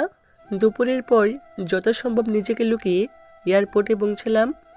গন্তব্য আবার সেই স্বপ্ন পূরণের শহর লন্ডন। সময় থাকায় একটা চেয়ারে বসে নিউজ পেপার পড়তে লাগলাম। হঠাৎ একটা নিউজে চোখ আটকে গেল। নিজের চোখকে যেন বিশ্বাস করতে পারছিলাম না। চোখ থেকে অশ্রু গড়িয়ে পড়তে লাগলো। নিজেকে আর সামলে রাখতে পারলাম না। উঠে দৌড়াতে লাগলাম, আর নিজের চোখ দিয়ে পানি পড়ছে। কত জায়গায় যে হোঁচট খেয়ে পড়েছি তার কোনো ঠিক নাই, তবুও উঠে দৌড়াচ্ছি। কারণ নিউজটি ছিল। আমি নিউজ পেপারে খবর দেখে এয়ারপোর্ট থেকে বেরিয়ে দৌড়াতে লাগলাম। আর দু চোখের পানি কেন জানি বাধা মানছে না। অনেকবার হোঁচট খেয়ে পড়েছি, তবুও উঠে দৌড়াচ্ছি। শরীরের অনেক জায়গায় ছিলে গেছে, কিন্তু সেদিকে আমার খেয়াল নেই। আমি শুধু দৌড়াচ্ছি। আপনারা হয়তো ভাবছেন যে নিউজ পেপারে কী ছিল, তাই তো নিউজ পেপারে বড় করে লেখা ছিল, লন্ডন থেকে আগত মহিলা ডাক্তার তুহি চৌধুরীর সুসাইড করার চেষ্টা, আশঙ্কাজনকভাবে হাসপাতালে। আমি দৌড়াচ্ছি আর আল্লাহ তাআলাকে ডাকছি, হে আল্লাহ, তুমি তো অনেক পরীক্ষা নিলে, আর নিও না প্লিজ। আল্লাহ, আমার তুহিকে যেন কিছু না হয়। আল্লাহ, তুমি আমার ভালো থাকার শেষ সম্বলটুকু কেড়ে নিও না। এইসব বলছি আর দৌড়াচ্ছি। অবশেষে হাসপাতালে পৌঁছে গেলাম। ভেতরে গিয়ে চারপাশে ছোটাছুটি করছি, কিন্তু খুঁজে পাচ্ছি না। অনেক ছোটাছুটির পর দেখতে পেলাম একটা ওটির সামনে বিশু আর অনেকের দাঁড়িয়ে আছে। ওদের কাছে গিয়ে জিজ্ঞাসা করলাম, তুহি কেমন আছে এখন? তুই কোথায় আছিস? আগে আমার কথার উত্তর দে, তুহি কেমন আছে এখন? ও ভালো আছে তো? আমার কথা শুনি অনিকেত আর বিশু মাথা নিচু করে ফেললো। ওরা কিছু বলছে না। কি হলো, কথা বলছিস না কেন? আর কোথায় তুহি? বিশু হাতের ইশারায় ওটিতে দেখিয়ে দিল। আমি ভিতরে গিয়ে ঢুকলাম। আমাকে দেখে কয়েকজন ডাক্তার বেরিয়ে গেল।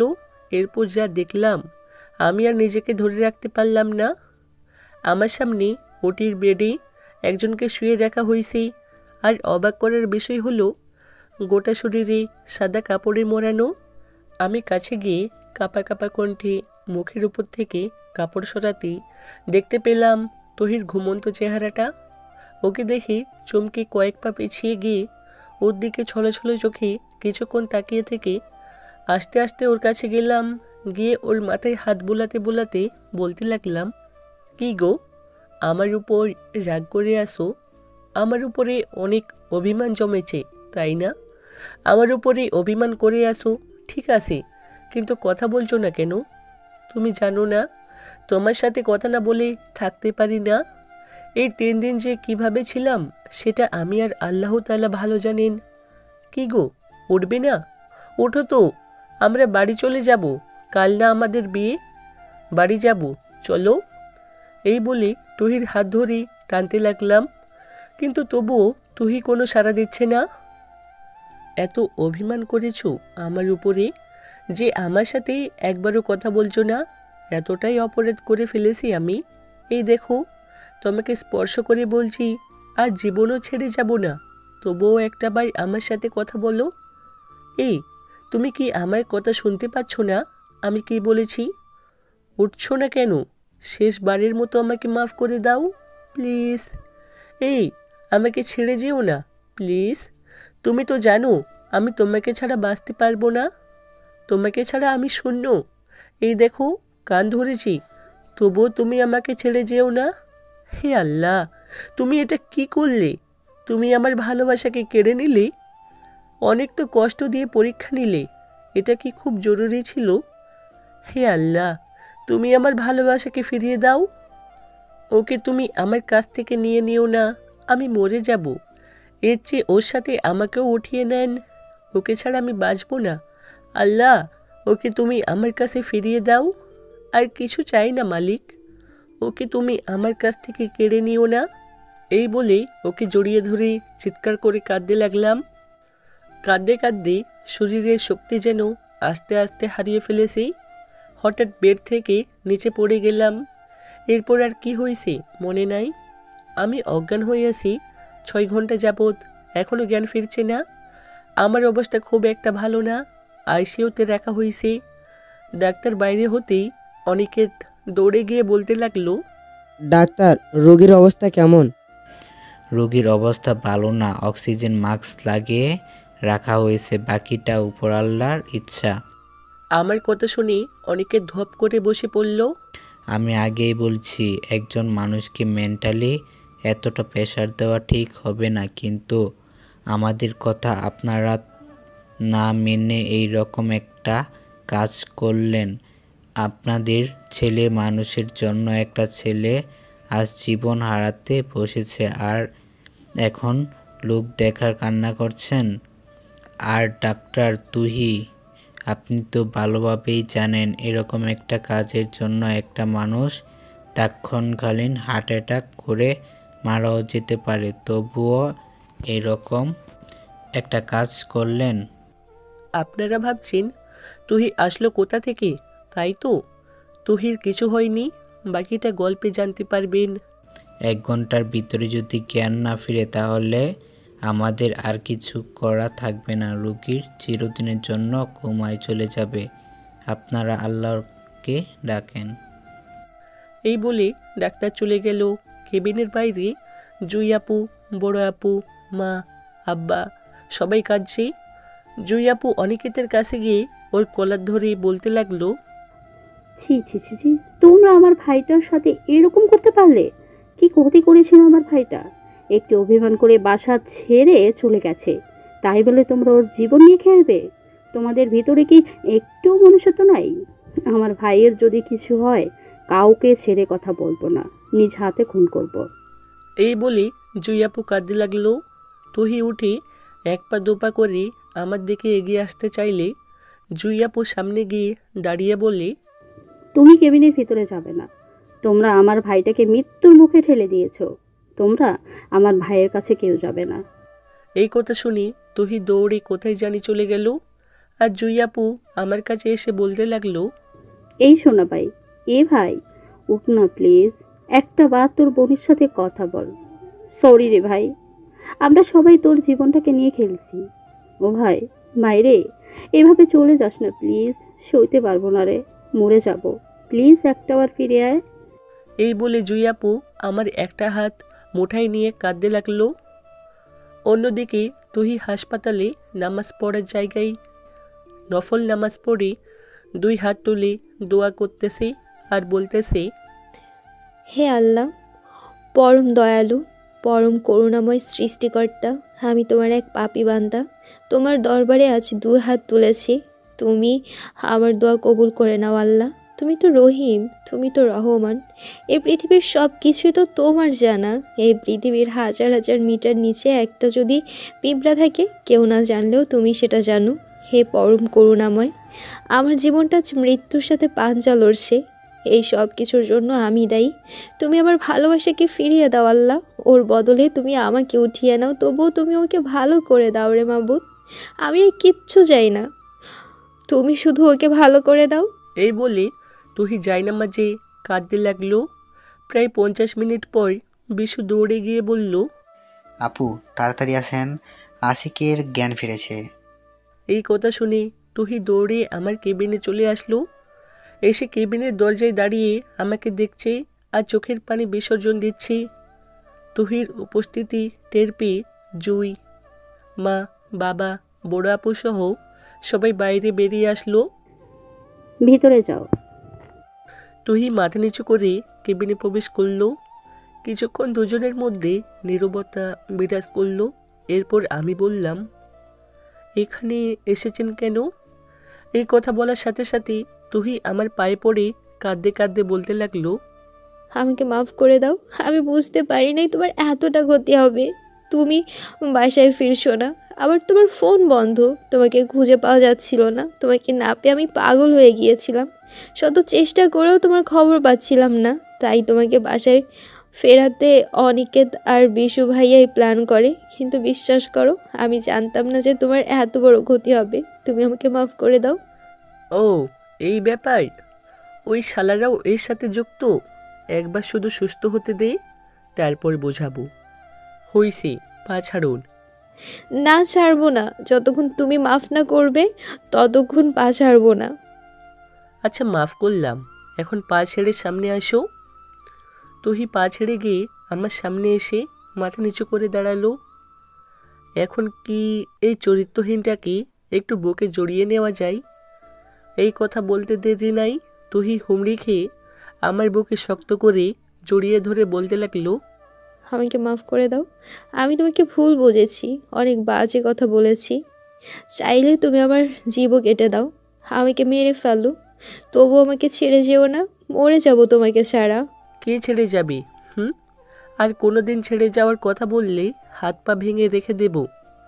আমার কথা শুনে তুহি আমাকে আরও শক্ত করে জড়িয়ে ধরে কাঁদতে লাগলো, আর আমি সান্ত্বনা দিতে লাগলাম। কিছুক্ষণ এভাবে থেকে শান্ত হলো। কিছুক্ষণ পর অনিকেত এসে বলল, রেডি থাকো তোমরা, রাত পেরোলেই তোমাদের বিয়ে। বিয়ের কথা শুনে তুহি আমার বুকে মুখ লুকালো। বুঝি না এই মেয়ে মানুষ এত লজ্জা কোথায় রাখে। পরের দিন শুক্রবার যথানিয়মে আমাদের বিবাহ সম্পন্ন হলো। দুজনে বাসর ঘরে বসে আছি। অনিকেত আর বিশু একটা বক্স দিয়ে চলে গেল, কোনো কিছু বলল না। বক্সটা গিফট পেপারে মোড়ানো। বক্সটা খুলে দেখি একটা সাদা পাঞ্জাবি আর একটা সাদা শাড়ি, তার সাথে একটা চিঠি। চিঠিতে লেখা, প্রিয় আশিক, জানি এখন তুমি বাসর ঘরে বসে আছো। আজকের দিনটা নিয়ে কত আশা ছিল জানো, কিন্তু পোড়া কপাল আমার।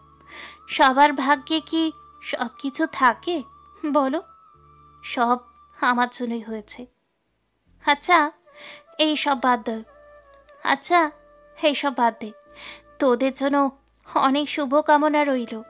আর এই যে শাড়ি আর পাঞ্জাবি দেখছিস, এটা আমাদের জন্য কিনেছিলাম, কিন্তু আমার তো আর পরা হলো না। তোরা পড়িও। আর আমি আমেরিকা চলে যাচ্ছি। ভালো থেকো। আল্লাহ হাফেজ। ইতি, মিষ্টি। চিঠি পড়ে আমার মন একটু খারাপ হইল। তুহি আমার মাথাটা তার কোলে নিয়ে কপালে চুমু দিতে লাগলো। আজ সারা রাত গল্প করে কাটিয়ে দিলে কেমন হয়? আমার মন ভালো করার জন্য বলল, ভালো, মহারানীর ইচ্ছা। এরপর গল্প করতে করতে রাতটা কাটিয়ে দিলাম। এভাবেই আমাদের দিন কাটতে লাগলো। 5 বছর পর আমার আর তুহির একটা ছেলে আছে এখন, সাইমান আরব আহমেদ। আর অনিকেত জুইয়াপুর মেয়ে, নাম তানজিলা জান্নাত নিশি। আরবের চেয়ে 2 মাসের বড়। দুজনে সারা বাড়ি মাতিয়ে রাখে। অনিকেতের এক কথা, আমার ছেলেকে ওর মেয়ের জন্য চাই। অন্যদিকে বড় আপুরও এক ছেলে, নাম রাইহান চৌধুরী। আমাকে অনেকবার ওর শ্বশুর বাড়ি যেতে বলেছে, কিন্তু আমি যাই না। এর জন্য অনেক কান্নাও করেছি। বিশু আর জান্নাতের বিয়ে হয়েছে। মিষ্টি আর কখনো